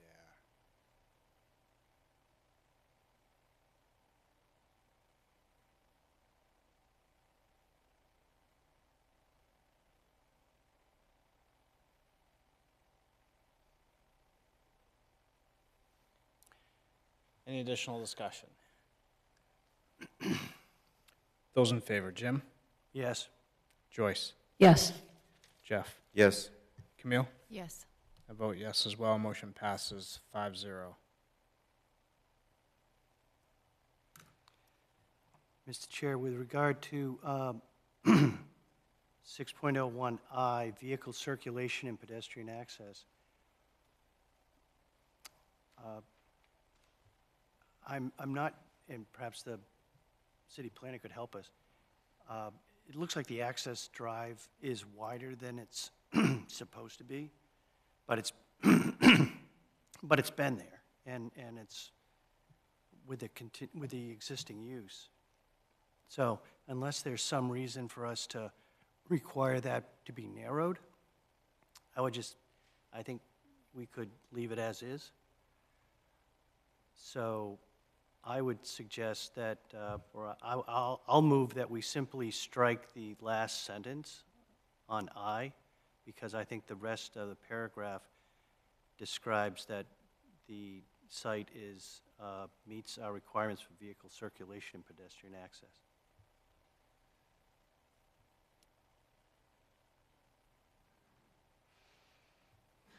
I'll second. Motion by Jim and second by Joyce, and that's, Jim, just to strike that last portion. Just that last sentence, right?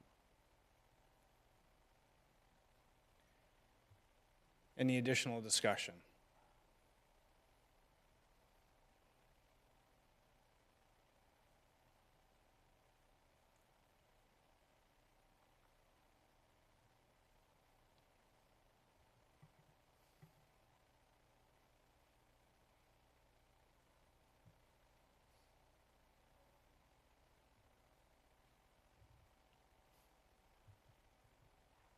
All right, those in favor. Jim? Yes. Joyce? Yes. Jeff? Yes. Camille? Yes. I vote yes as well. Motion passes 5-0.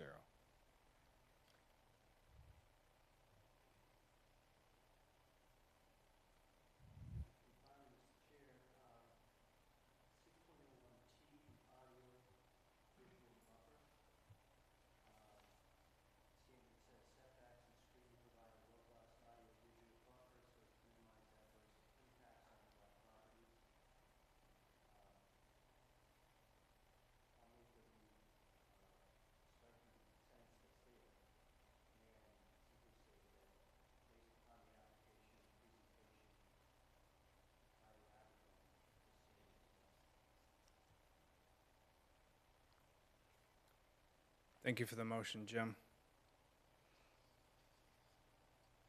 I will second.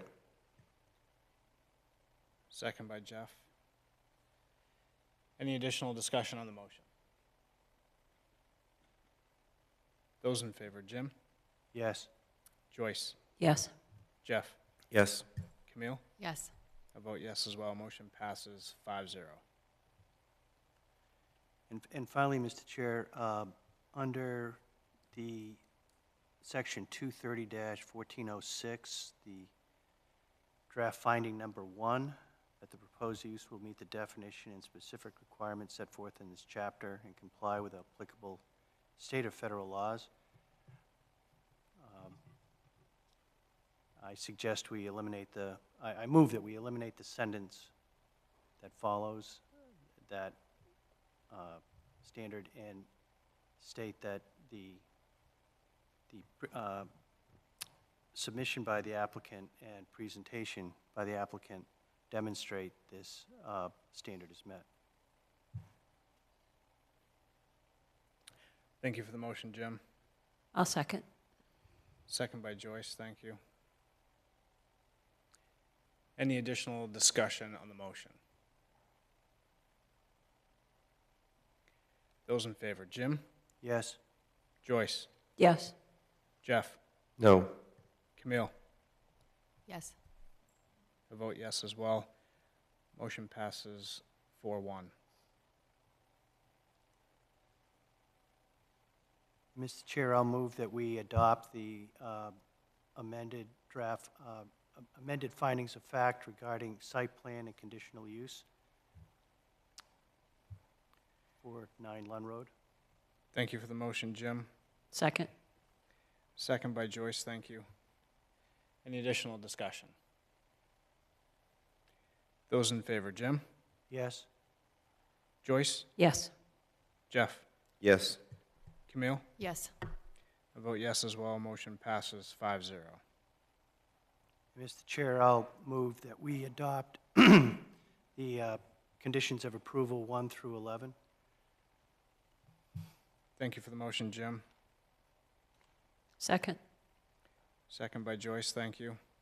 Any additional discussion on the motion? Those in favor, Jim? Yes. Joyce? Yes. Jeff? Yes. Camille? Yes. I vote yes as well. Motion passes 5-0. And finally, Mr. Chair, I'll move that we grant site plan and conditional use approval for the proposal for 9 Lund Road. Thank you for the motion, Jim. I'll second. Second by Joyce. Thank you. Any additional discussion? Those in favor, Jim? Yes. Joyce? Yes. Jeff? Abstain. Camille? Yes. I vote yes. Motion passes 4-0 and 1 abstention. All right, I believe, Emily, that captures everything. Great. Thank you.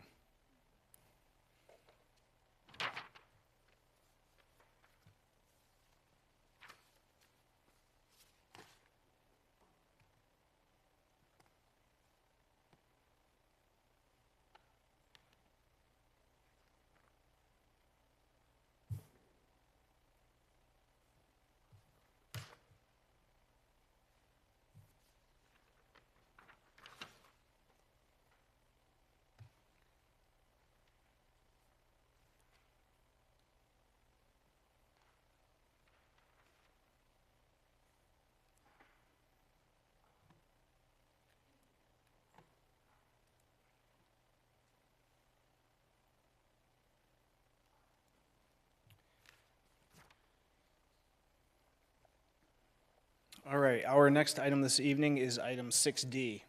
This is 238 North Street, map 53, lot 138. And this is the addition of 2 dwelling units into an existing mixed-use building. This is presented by 238 North Street LLC, and this is a public hearing and continued application review for conditional use and site plan. This is also within the medium-density residential zoning district. Board members, any conflicts or disclosures on this item? Jeff? Mr. Chair, as you know, I was not here on the March 4th meeting. I did read the entire packet and watch the video in its entirety. I just want to make sure nobody on the board or the applicant had any issues with my participation on this topic tonight. Great, thank you, Jeff. Board members, thoughts? Non-participation's good. Thank you. And from the applicant with us this evening, any reservations about board member Brochu's participation? Okay, great. Emily, anything to add on this item? Thank you, Mr. Chair. We have scheduled a public hearing for this evening. Shannon went ahead and put together the memo you see in front of you, and it looks like we have a VHB peer review memo, and she's done some analysis on parking requirements, density requirements, so happy to answer any questions. Great, thank you, Emily. Board members, any questions for Emily at this time? All right, and we have the applicants with us this evening. Anything else to add? No, we're ready to move forward if you guys are. Okay, great, thank you. All right, board members, any questions for the applicant?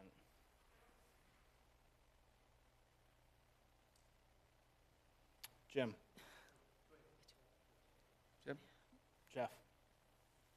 I just wanted to touch base. I mean, obviously you saw the peer review from VHB, and you're proposing a restriping in the spring, the parking lot being restriped. That's correct. You have no objection to making one of those an ADA space There as actually required? already is one. It's just so light that you don't notice it, but if Okay. you're facing where the handicap ramp is, it's the very first one to the left of that ramp. So you have no objection or hardship to us having condition of approval to include that in our approval? The other thing, I was wondering if you could just touch base a little bit on the lighting. So I wasn't here on the llast meeting, and I was watching it, and I was like really proud. Jim's like, you know, he picking up some of what I learned. But I think the waiver's been granted, and we missed the dark sky compliant, the existing fixture, and I think it's the one that Mrs. Schultz from Winfield Commons had inquired about. Kind of on the Winfield Commons side of the addition in the back, there is a, I think you described it pretty well, traditional security light that apparently now has been activated since you turned the power back on. Obviously now helping with your parking lot issue, but it isn't of dark sky compliance. And obviously we've missed it, right? The winter's been granted. The waiver's been granted. Is there anything that you think you might be able to do to try to work well with the neighbor that has some glare 100%. issues? Absolutely, we'd love to be able to assist with that. I'm just trying to figure out exactly which light it is, maybe. So I guess I was a little bit confused because I heard you attest that, you know, Marcel DeRoges had been out there, Yes. and we are very blessed to have a first-class electrical inspector, and I would never put words in his mouth. And I'm just wondering if he wasn't asked about the right lights, because it appears that this lady had indicated that there was a light that was added over the handicap ramp, right, recently, or? We don't have any lights over the handicap ramp. They're all Okay. attached to the building. Okay. And the ramp is extended away from the building on the opposite side of the deck. Opposite side, yeah. Okay, I was just wondering if there was maybe a different light that was being referenced, because this one isn't dark sky compliant, but it's existing, and like I said, if you could do something that might be able to help, it looks like you have plenty of height there to achieve the lighting levels that you might need. It might be a different fixture. Obviously, I don't think we can force you, but if you'd be willing to work with your neighbors, that would be helpful. We're willing to work with them. The other question I had, and I think Jim and Joyce kind of alleviated to it, I was looking at that easement issue about the use and, you know, them wanting you to contribute to some of the road plowing costs or whatnot. But it sounds like pretty clear, and most of the board agrees, that determination of technicalities of easements, even though it says to office, is outside the purview of this board. So I think that that was just one issue. I did pick it up. like I said, whatever we can do to try to make them work together, because it's such a beautiful building, right? We have this beautiful building with a very nice residential condominium association behind it. So if we can kind of keep it all harmonious, and if it works well for you guys to have additional units, we're able to get a couple more units in our infill, which is a goal. But we're not changing anything on the street. All the criteria was very positive. The parking's already in the back access. So I didn't have any particular concerns. Just hopefully you can do a little something, maybe just work with the neighbor on the light, that they're having some glare, so you guys can all get along well in that neighborhood. That was what I had for approval. I was going to make a condition of approval, but apparently staff already incorporated it with the parking, so I think everything is good as presented with the striping and the ADA parking lots. So, thank you. Great. Thank you, Jeff. Jim? And thank you, Jeff. You probably heard me at the meeting, just question that, and it was that light that's on the side of the building that certainly didn't look like dark sky to me, but we received assurances that, oh no, everything's dark sky. So that's why they got the lighting waiver. We probably should have just asked the city electrical inspector just to give us an opinion on that particular light, because that is clearly the one that is bothering the neighbor. And I actually looked at the photographs from the last meeting on the 4th and saw that light again, and it was hard for me to believe that it was dark sky compliant. But I don't know if we have, the extent to which we have control over lights that are already existing if you're not changing them. I don't know what jurisdiction we have over that.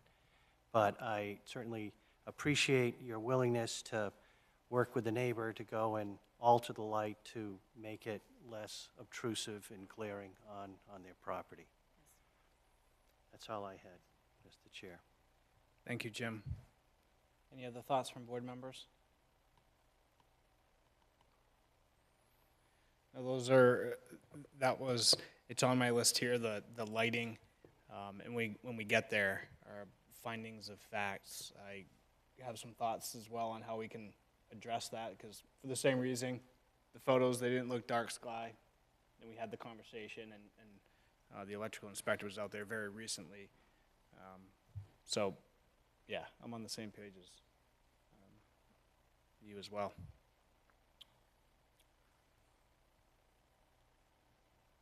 So if there are no other board comments, Mr. Chair, I move to open the public hearing for 238 North Street. Thank you for the motion, Jeff. Second. Second by Jim, thank you. Any additional discussion on the motion to open the public hearing? All right, those in favor, Jim, Yes. Joyce, Yes. Jeff, Yes. Camille. Yes. I vote yes as well. Motion passes 5-0. If anyone is with us this evening that would like to speak on this item, please come to the podium and state your name and address for the record, and we will collect comments and address them as appropriately.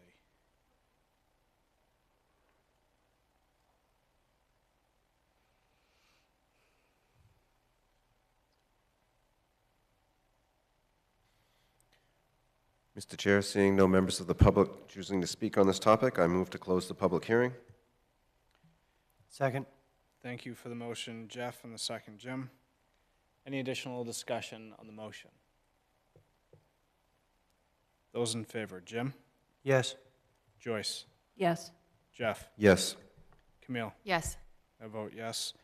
Motion passes 5-0. All right, back to the board.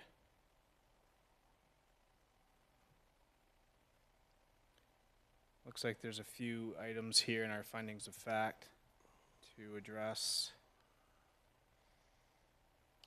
Mr. Chair, I have findings of fact A, H,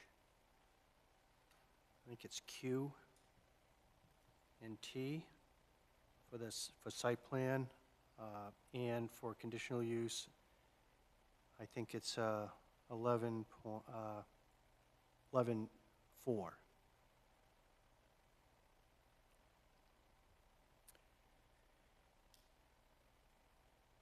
Any other board member thoughts, I also have F with it. I had F as well. Oh, That was the lighting one.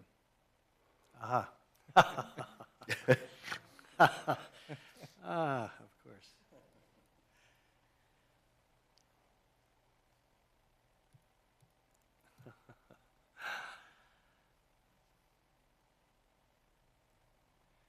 Well, Mr. Chair, regarding 6.01A, finding of fact, I would simply say that based upon the application and the presentation by the applicant, this finding is met. Oh, the standard is met, I'm sorry.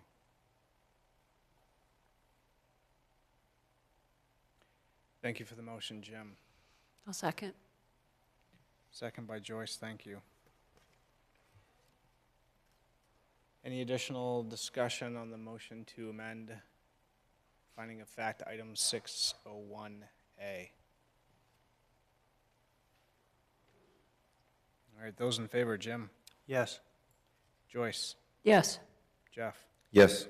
Camille. Yes. I vote yes. Motion passes 5-0 to amend as drafted.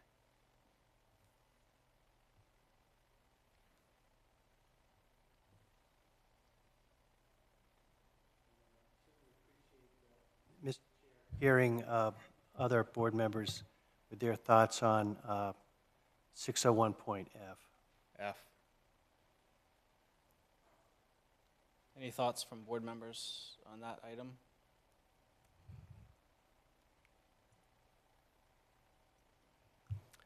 I guess I was kind of wondering if we maybe could ask the applicant if we, for a condition of approval, would they be willing to replace that one light fixture with a listed dark sky compliant?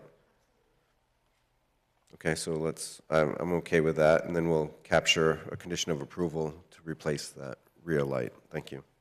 Well, I think that, yeah, we have to change the statement that says no changes to lighting are proposed.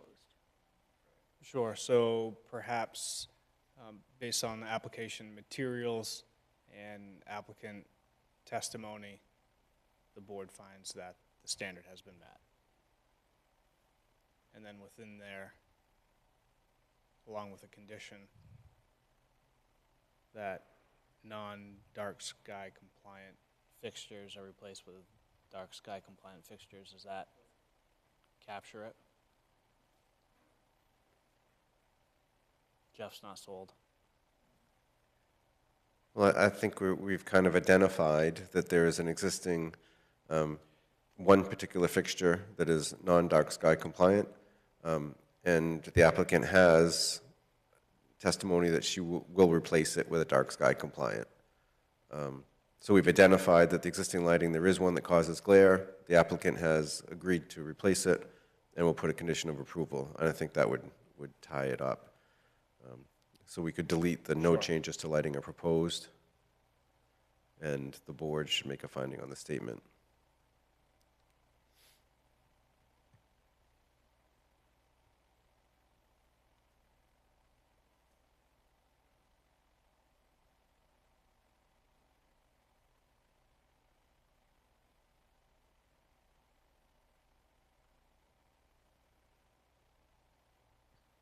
Should we make it clear that there's an existing fixture on the wall near the wheelchair ramp? I mean, I think we all know what we're talking about, but it's worth clarifying that that's the fixture. Can you just repeat what you said? It's near the, There's an existing fixture on the wall near the wheelchair ramp? No, I think That's, the one in question is not near the wheelchair ramp. It's on the parking lot. It's like the south side of the building. It's over the parking lot.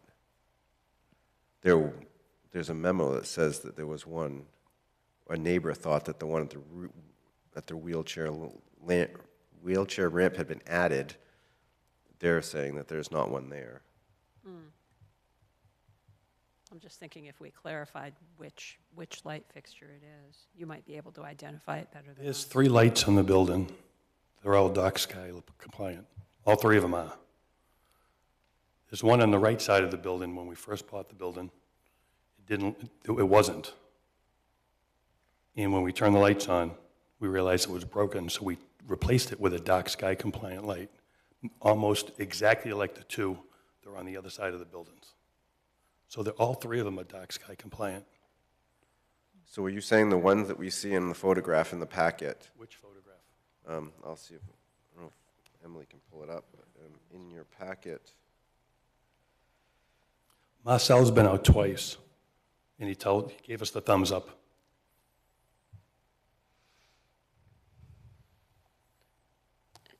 But we'll change it if you want. Well, if Marcel has been there, there could be a timing thing here, right? And I heard the testimony, and dark sky is a very difficult thing if you're not in that business to understand. It's not so much looking from the sky down, there's nothing going up, it's from the horizontal plane.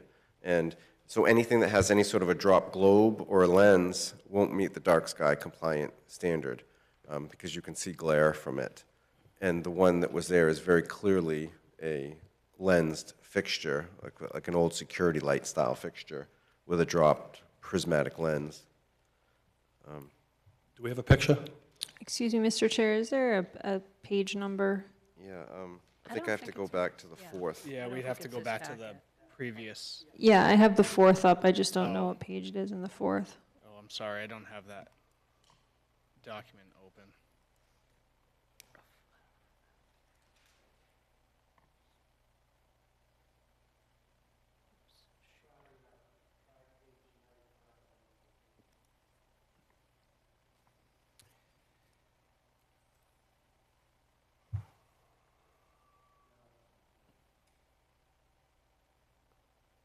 Yeah, there we go, that fixture.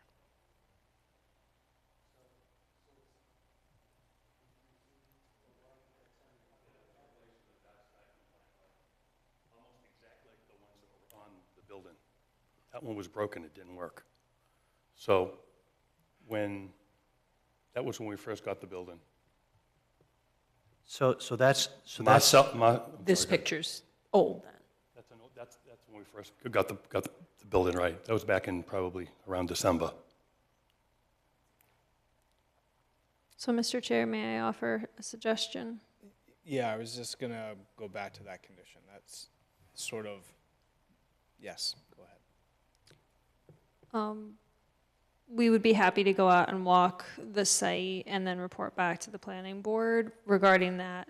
I mean, we'd go walk all of them, but it sounds like the question is this one. So we'd be happy to go out, walk the site, make sure it's dark sky compliant, and if it's not, it sounds like the applicant's willing to change it so we can get that taken care of. Yeah, and I think that's what we're trying to capture in that condition, or that finding of fact in the condition. So it's getting wordy. I want to make sure it's clear. I suppose my intent was to let that finding of fact capture that we've talked about the lights. Any adjustment to the existing lights to make them dark sky compliant has been communicated that can happen. So that's sort of the intent there, and following it up with a condition. That was sort of the intent. But if the light that's there meets, then it meets the standard. So I guess board members reading that now based on application materials and the applicant's testimony, I guess I'm questioning in the conditions of approval part, but the board finds that the standard has been met. The board has discussed lighting consideration, and all lights shall be dark sky compliant. Mr. Chair, I'll move that we just have those two sentences be our findings under lighting, under F, and we can eliminate the last two sentences before G as well. Thank you for the motion, Jim.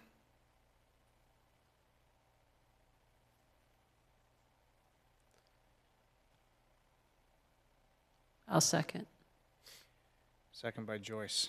Any additional discussion? Mr.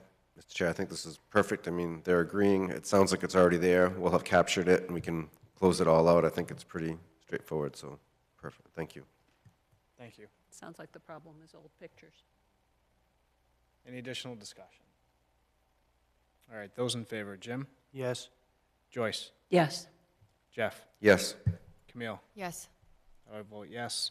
Motion passes 5-0.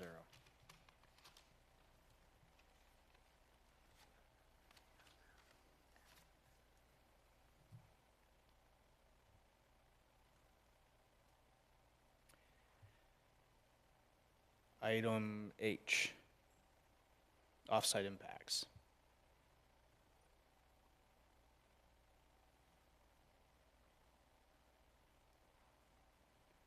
Mr. Chair, I'll move that H be amended to eliminate the sentence, "The board should make a finding on this standard," and replace with, "Based on application materials and applicant's testimony, the board finds this standard has been met." Second.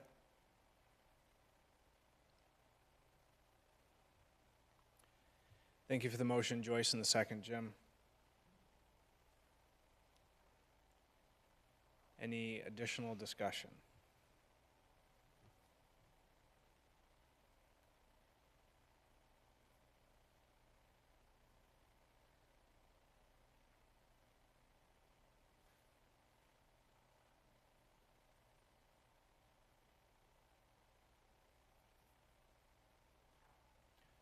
All right, those in favor, Jim?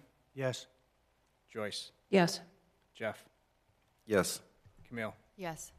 I will vote yes. Motion passes 5-0.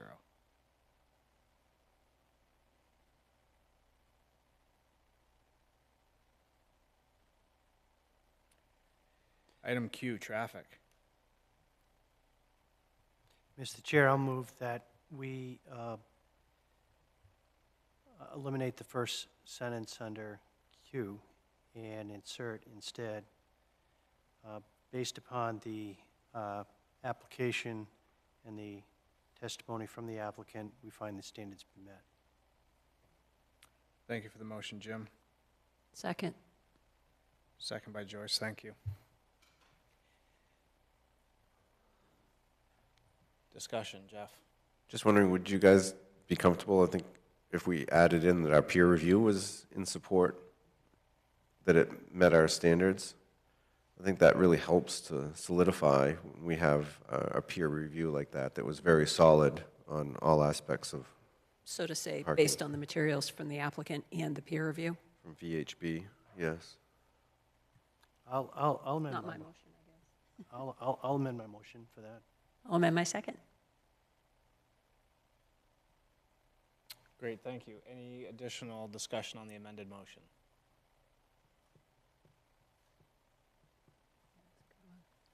Those in favor, Jim? Yes. Joyce? Yes. Jeff? Yes. Camille? Yes. I vote yes. Motion passes 5-0.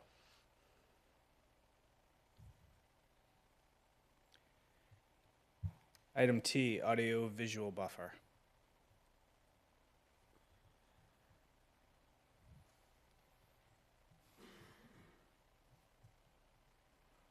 Mr. Chair, I'd move to amend item T by deleting the sentence, "The board should make a finding on this standard after the public hearing,"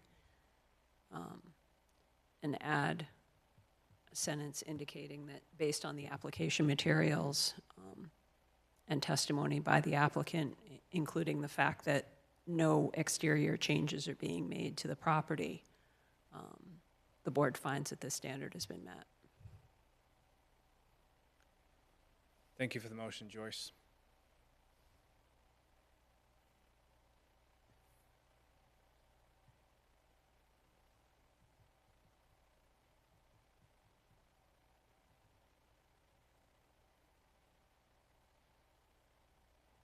I will second.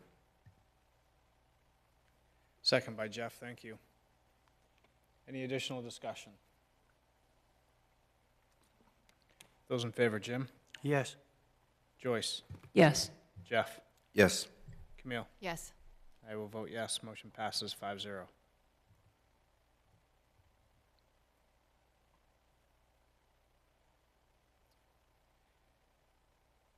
Item 11, per section 230-1406. Item 4. The proposed use will not have a significant detrimental effect on the use and peaceful enjoyment of the abutting properties as a result of noise, vibrations, fumes, odor, dust, glare, fire hazard, hours of operation, nor unreasonably restrict access to light and air and other cause. Mr. Chair, I'll move that we delete the final sentence of the proposed findings of fact for number 4 and insert instead that based upon the application and the testimony of the applicant, the standards met. Thank you for the motion, Jim. I'll second. Second by Joyce, thank you. Any additional discussion on the motion? Those in favor, Jim? Yes. Joyce? Yes. Jeff? Yes. Camille? Yes. I vote yes. Motion passes 5-0.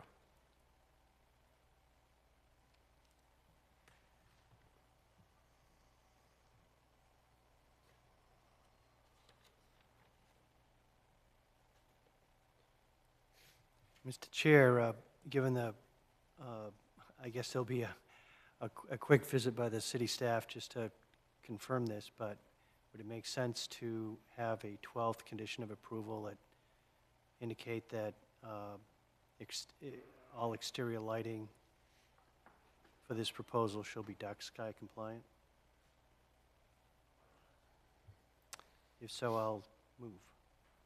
Thank you for the motion, Jim.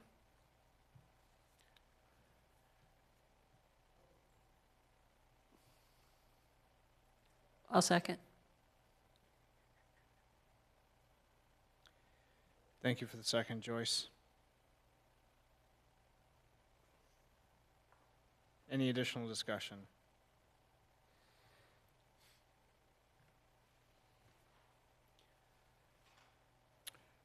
Those in favor of adding condition of approval number 12 as drafted? Jim? Yes. Joyce? Yes. Jeff? Yes. Camille? Yes. I vote yes. Motion passes 5-0. Mr. Chair, I'll move that we approve the findings of fact as amended for site plan and conditional use. Thank you for the motion, Jim. Second. Second by Joyce, thank you. Any additional discussion? Those in favor, Jim? Yes. Joyce? Yes. Jeff? Yes. Camille? Yes. I will vote yes. Motion passes 5-0 to adopt the findings of fact as amended and drafted. Mr. Chair, I'll move that we adopt the conditions of approval 1 through 12 for 238 North Street. Thank you for the motion, Jim. Second. Second by Joyce, thank you. Any additional discussion? Those in favor, Jim? Yes. Joyce? Yes. Jeff? Yes. Camille? Yes. I will vote yes. Motion passes 5-0 to adopt the conditions of approval as amended.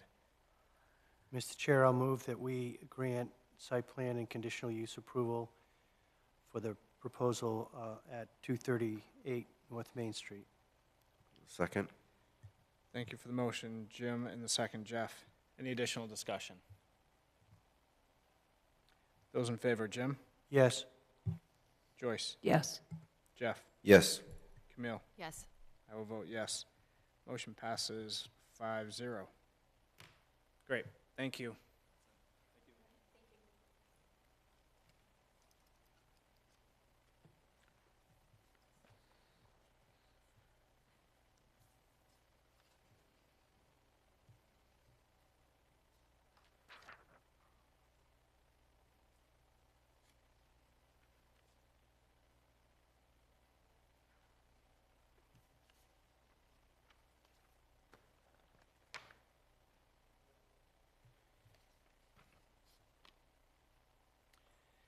All right, our next item on the agenda this evening is item 6E. This is 201 North Street, map 40, lot 21. This is a site plan and subdivision amendment to revise dwelling units within the proposed original application. This is presented by Sebago Technics and Authentic Foundations 300 North LLC. And this evening we have an application of completeness review, and this is within the medium-density residential zoning district. Board members, any disclosures or conflicts? Great. Emily, anything to add on this item? Just a little recap on this. It was approved a few years ago, got a permit extension, also transferred the name to Authentic Foundations 300 North LLC. So we're not really here to review any of those items tonight. Those are kind of in the past. But what the applicant is looking to do, and they came in with sketch plan with you all a few weeks ago, is to just revise the dwelling units themselves. Normally, something like this would be a pretty simple staff thing, but the number of dwelling units all throughout the site that are being revised kind of kicks it up above what staff can review for changes in square footage. So that's why it's being sent to the board. Thank you. Great, thank you, Emily. Board members, any questions for Emily at this time? All right, with that, we have the applicant with us. Go ahead. Thank you, Mr. Chair. My name's Henry Hess, Spago Technics, representing the applicant this evening. Before you is the application for 201 North Street. Thank you for recapping there, Emily. Yeah, the change to the unit itself is really just the size of the footprint. Emily, if you're able to share that's exhibit there. The size of the exhibit, or sorry, the size of the footprint originally approved as 2,244 square feet. The revised footprint size, being just a more efficient design, takes that down to about 1,656. All the units are proposed in the same locations.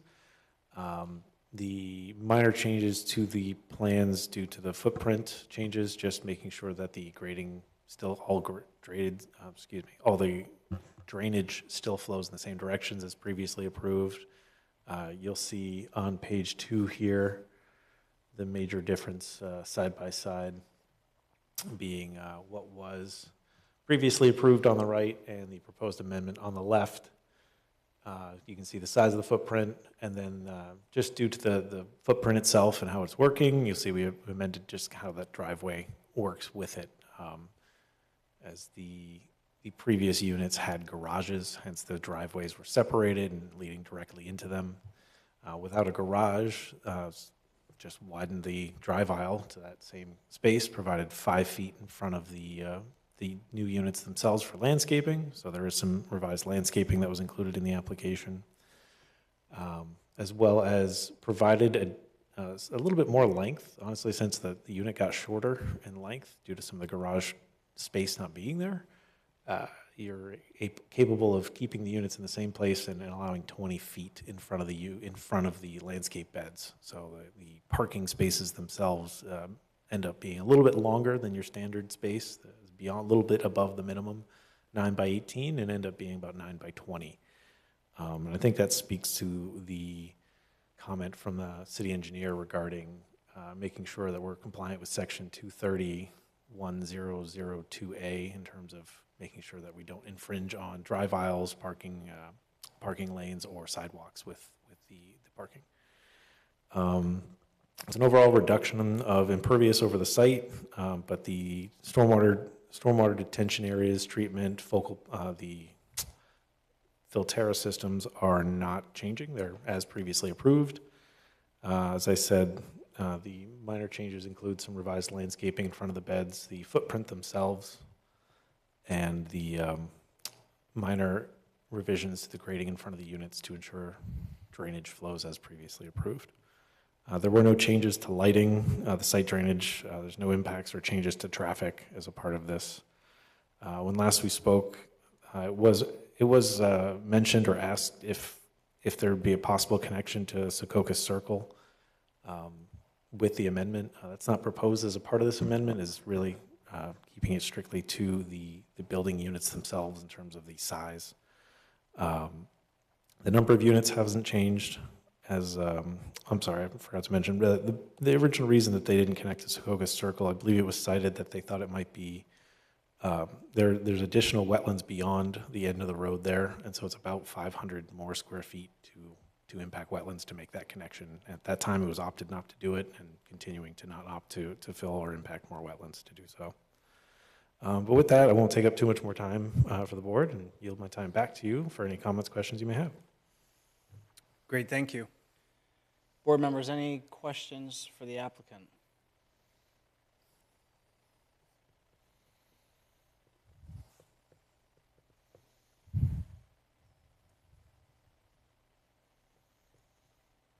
I think we asked them all at the workshop. We did, and it looks like the applicant has addressed those questions.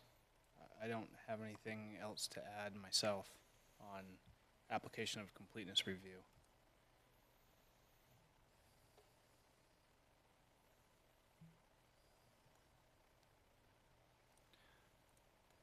Mr. Chair, I'll move to find the application complete. I will second. Thank you for the motion, Jim, and the second, Jeff. Any additional discussion on the motion? Those in favor, Jim?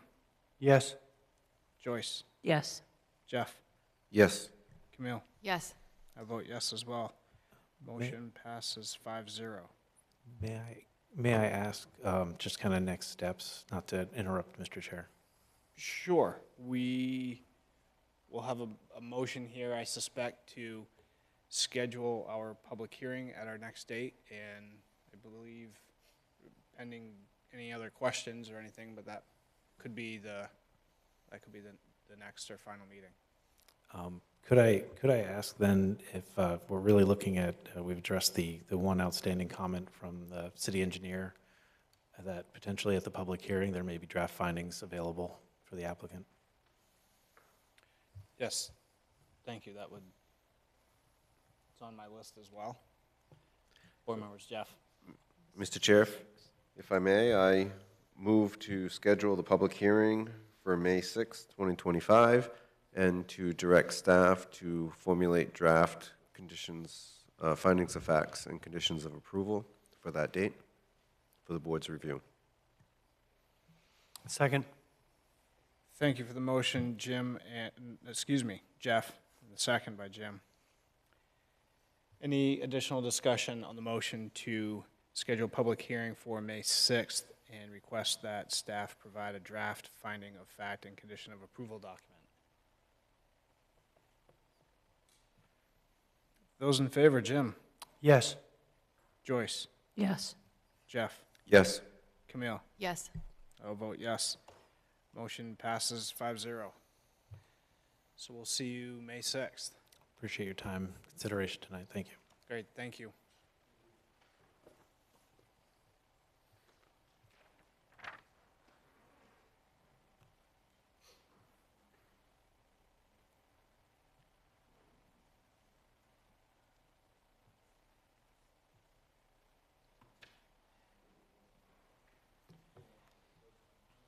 All right, our next item on the agenda this evening, item 6F. This is Waterfall Drive Residential Development, map 63, lot 6, and this is a proposal for a 195 residential dwelling unit with associated site improvements. And this is a continued public hearing and application review this evening. However, it appears, Emily, that we have a request from the applicant to move this item to April 15th.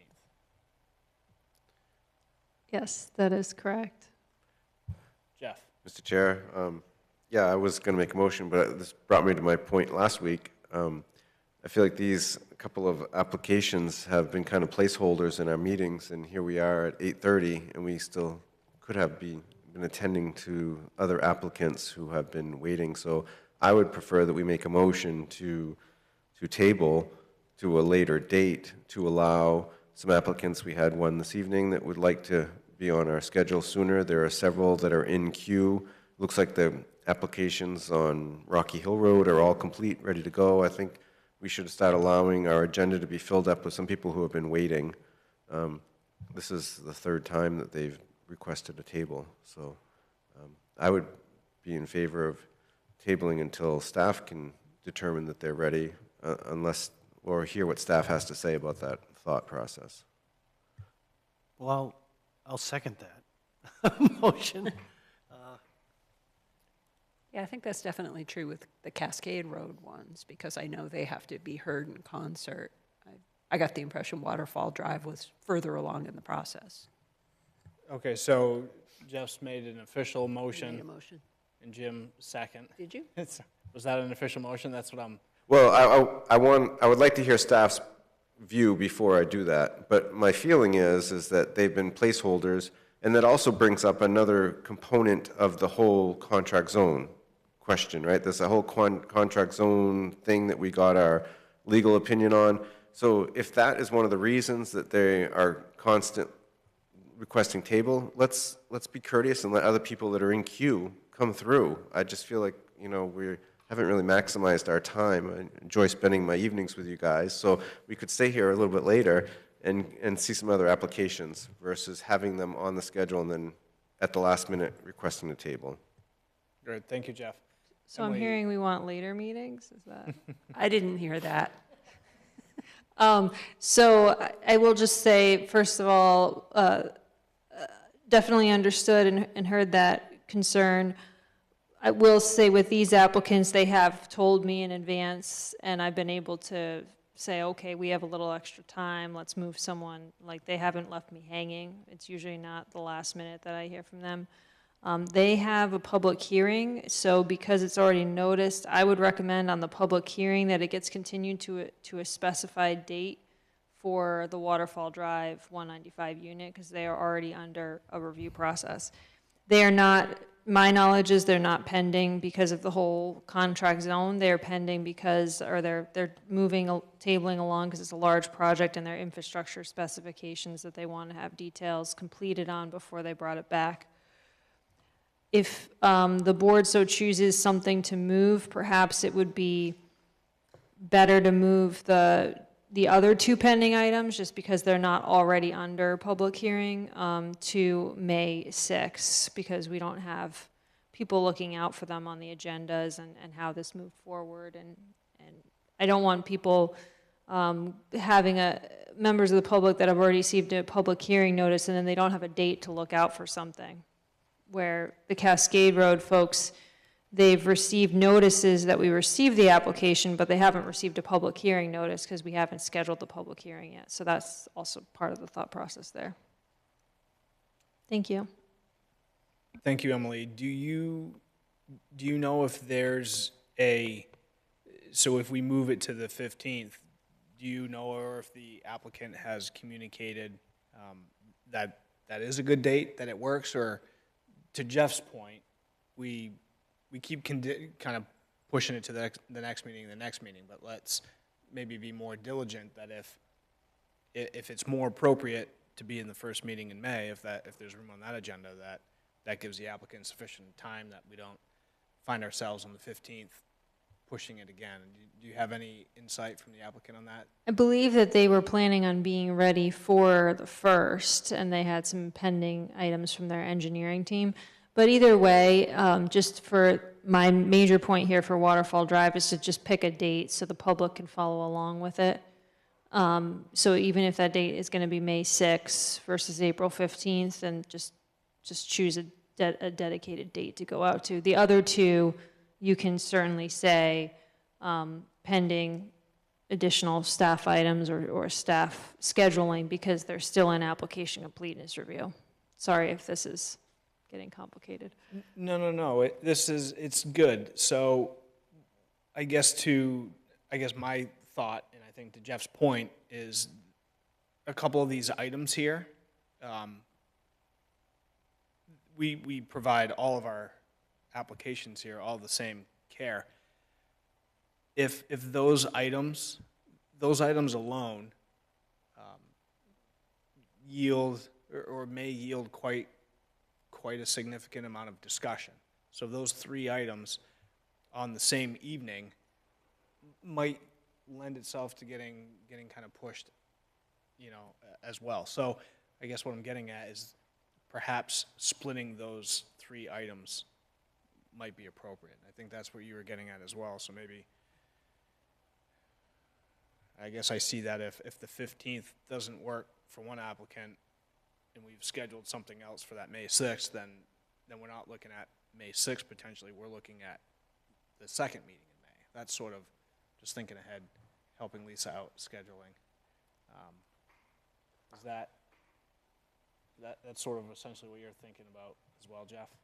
It is, and just to be very direct, I guess, when I was looking at the pending files and some of the uploaded stuff, would you say that there are several applicants that are pretty much ready to go? Their applications looked pretty complete, and they looked like they were smaller reviews, so I would be in favor, let's make a motion to, she wants a date, let's put the Waterfall Drive out to May 6th. Let's take next week, and maybe there are some smaller ones that they can come in, and then I agree with you, let's stagger, so then the second week in May, we'll put the Cascade Road. That way we've got two big topics separated out. I think Planning Department will be happy they get a firm date for the Waterfall Drive, and then we're happy because we get some applications who might be waiting patiently.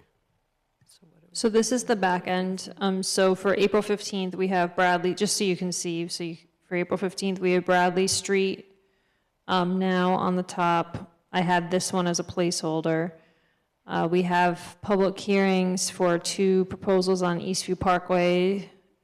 We have 60 North Street, 197 Jenkins, and then I had these as a placeholder. This is the back end of the agenda software. So I think there's probably room to do either moving something to May 6th. I think there's probably room on May 6th but it's up to the board, whatever you prefer to do. But just so you know what's on there. Thank you. So it seems, Jeff, you're asking if both of these, if looking at our agenda, not getting ahead of ourselves, but looking at our agenda for the rest of the evening, if those items are not on the April 15th agenda, do we have additional applications under review that would be ready for April 15th? Is that timing, that's what you're getting at? Are there opportunities for other applications to be on that April 15th agenda? Yeah, so that's why I was looking at, and we may have 1 or 2, but I don't think we're going to have a lot that are going to be, I don't think there's a lot that's moving for that spot. There are a couple of items that we are reviewing, but they may be a staff review at this point, so some of those have been assigned to staff members. Okay. Does that answer your question, Jeff?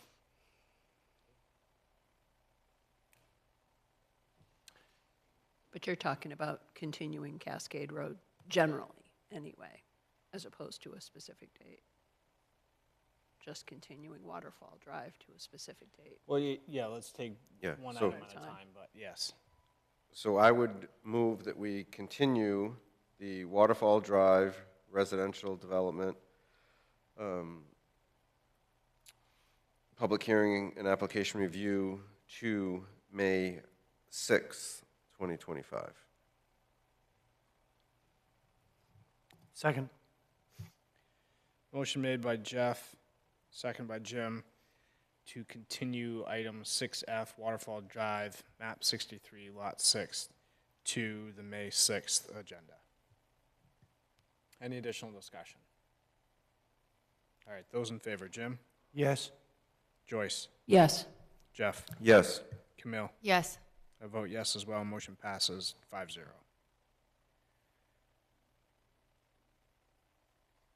All right, our next item, 6G. Can I is- just ask, excuse me, sorry. Yes. Can I ask for some clarity on Waterfall Drive? Are you looking for staff to provide any drafts of anything?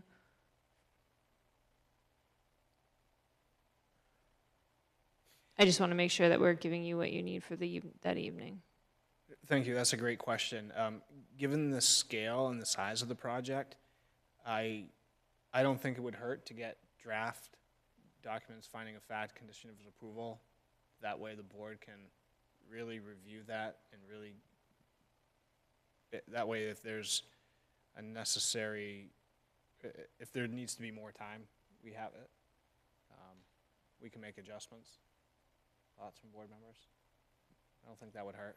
Okay, and we'll leave certain things for the board to determine, just like normal. Okay, Yes. thank you. Thank you, Emily.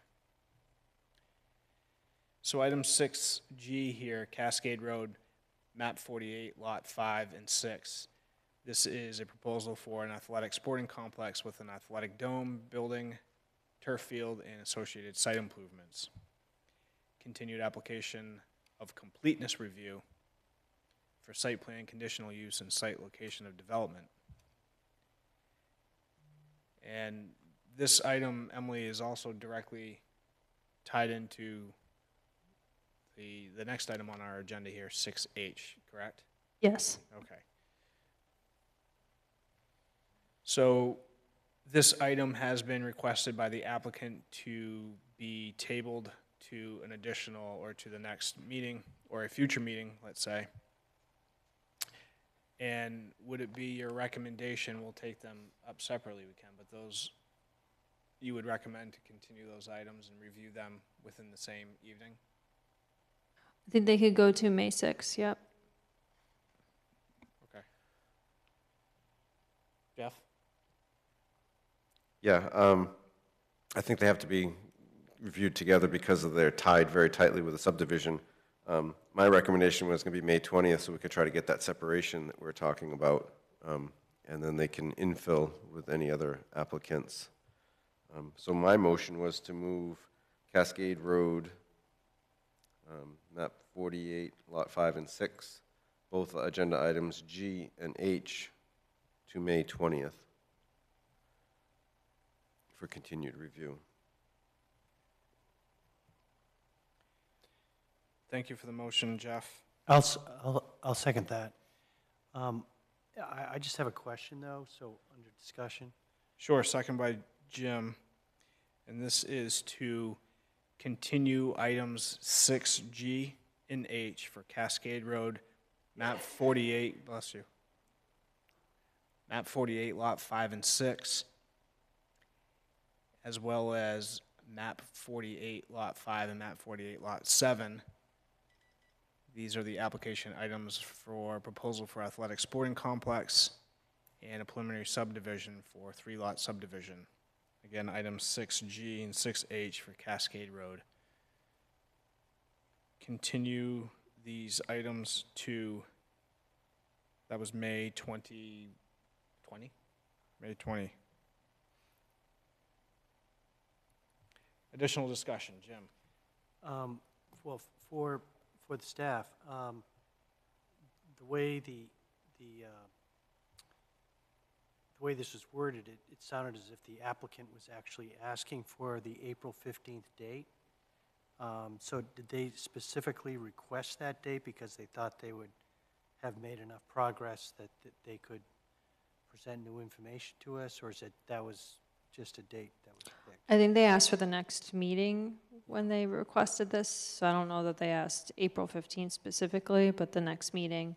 This is just application completeness review, so you could also leave it up to, if we do get responses in your timeline for your schedule, you could leave it up to staff to schedule unless you really don't want it sounds like you don't want these with Waterfall Drive because it'll just be too many reviews, like the reviews will take too long. But if somebody, my point is, if somebody drops on April 15th or says, hey, I need to move because I have an item on that I'm waiting on, which happens quite often, I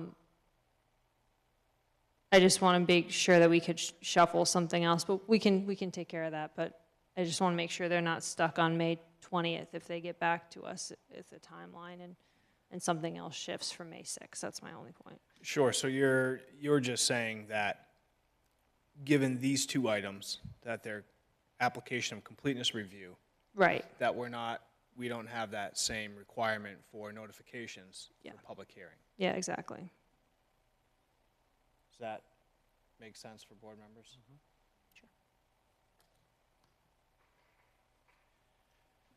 Okay, so motion made and seconded to May 20th. Any additional discussion?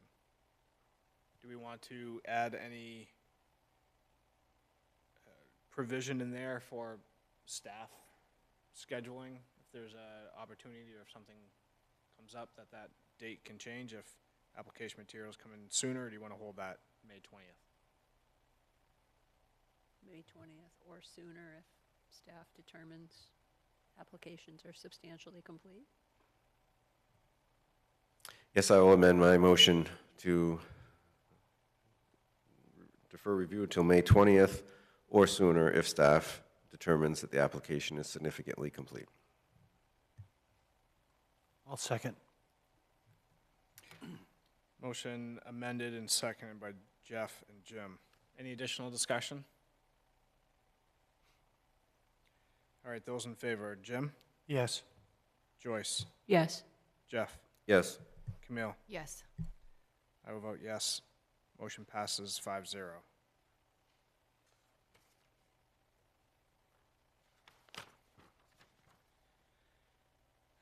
All right, with that, it looks like we've completed our applications for review and public hearings this evening. Our next item, general correspondences, Emily. No, I don't believe we have any general correspondence. I mean, we had stuff in the after the fact packet that was correspondence, but you've received that. Great, thank you. Any planning department updates or discussion items? So I'll just give a brief overview. We continue to work on post-approval items, what we call post-approval. So all the monitoring the conditions of approval and hosting pre-construction meetings. So we've been doing several of those as it's coming into springtime now. We have been busy as well working on some compliance items overall with our planner. And we are also continuing to work on the contract zone project. We did have a good info session with the contract zone holders that we sent notices to, and we had that just last night at the Public Works facility. So that was a good discussion as well. So just moving along with that. We will have ordinance amendments that we're working on, but we're working on the contract zone project first. That's what we've been asked to prioritize, and then we'll be bringing forward ordinance amendments to you all, going through that process to follow up on our workshops that we did with council from June to the end of the year last year. Our housing action plan is also moving along, as is our Portland Road Master Plan. We had a good business breakfast, although there wasn't bacon. But we had a good business breakfast that planning and economic development collaborated on, along with communications. And we had our consultants from the Portland Road Master Plan as well as the housing action plan there. And we heard directly from some of the business owners along Route 1 in that Portland Road stretch. We generally heard really good positive feedback about Saco, I would say, for the most part. And we'll be giving kind of a summary of what we heard in that plan and moving forward with information from that. And we will be moving forward with our public listening sessions that get kicked off in April, and we'll be having a long-range planning committee meet again toward the end of April. I think that's just a pretty quick overview of what we've been up to. We've been doing a lot of things, but it's a lot of fun. And we do have our budget presentation for the planning department on April 14th. If you wanted to listen into that in front of City Council. Great, thank you. I guess as part of you'll hear it in the budget presentation, but as part of that, we did ask for some capital planning funds to go toward neighborhood, like hyperlocal neighborhood assessments, so the planning department could be more of a resource to Some of the residential areas that were called out in the climate adaptation and action plan, look more closely at those and see what they need before we get proposals. So you could have a little like assessment of what a neighborhood may need as you review development proposals. And then we also asked for some funding for do some resiliency studies in certain areas of the city, as well as looking a little bit more closely at some of what the Portland Road will need as long-term plans progress. So thank you. Great, thank you. Any planning board comments? Jim? I certainly don't want to drag the meeting out. I do have one question, though, I thought the planning staff might help us with. As I drive up and down the turnpike, and I get past Scarborough, and I'm driving towards Saco, there's a huge swath of land there that seems to border the turnpike that you know, that's where we've put our major industrial parks. And I'm just wondering, are you aware of any plans the city has, or any way to get to that back land that it could expand our industrial base in that area? So I don't know of any concrete plans right now. We've internally talked about that as city staff. Also, I don't have anything to share right now on that, but it is a topic that we're looking at. It just seems like there's a lot of land there that's not being used for anything, so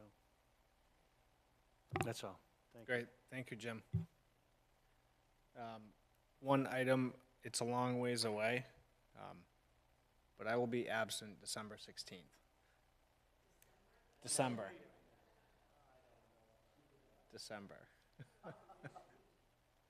December 16th, yeah.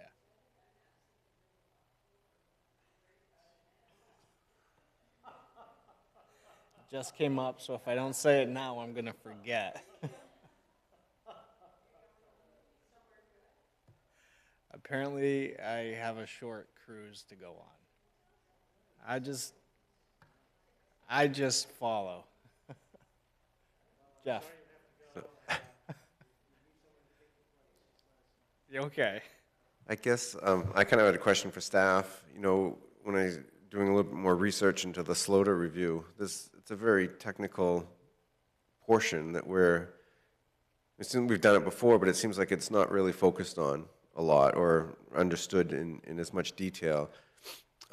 Is there any resources that are available to us as board members for continuing training, kind of like the MMA type platform, where we might be able to attend some, you know, online seminars or something to gain a little more insight into, you know, some of the meat and potatoes of the power of that review, to try to help preserve some of these critical resources?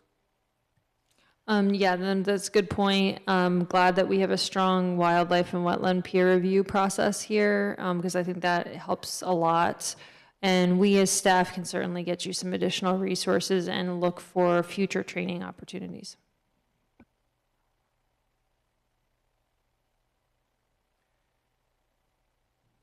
Great, thank you.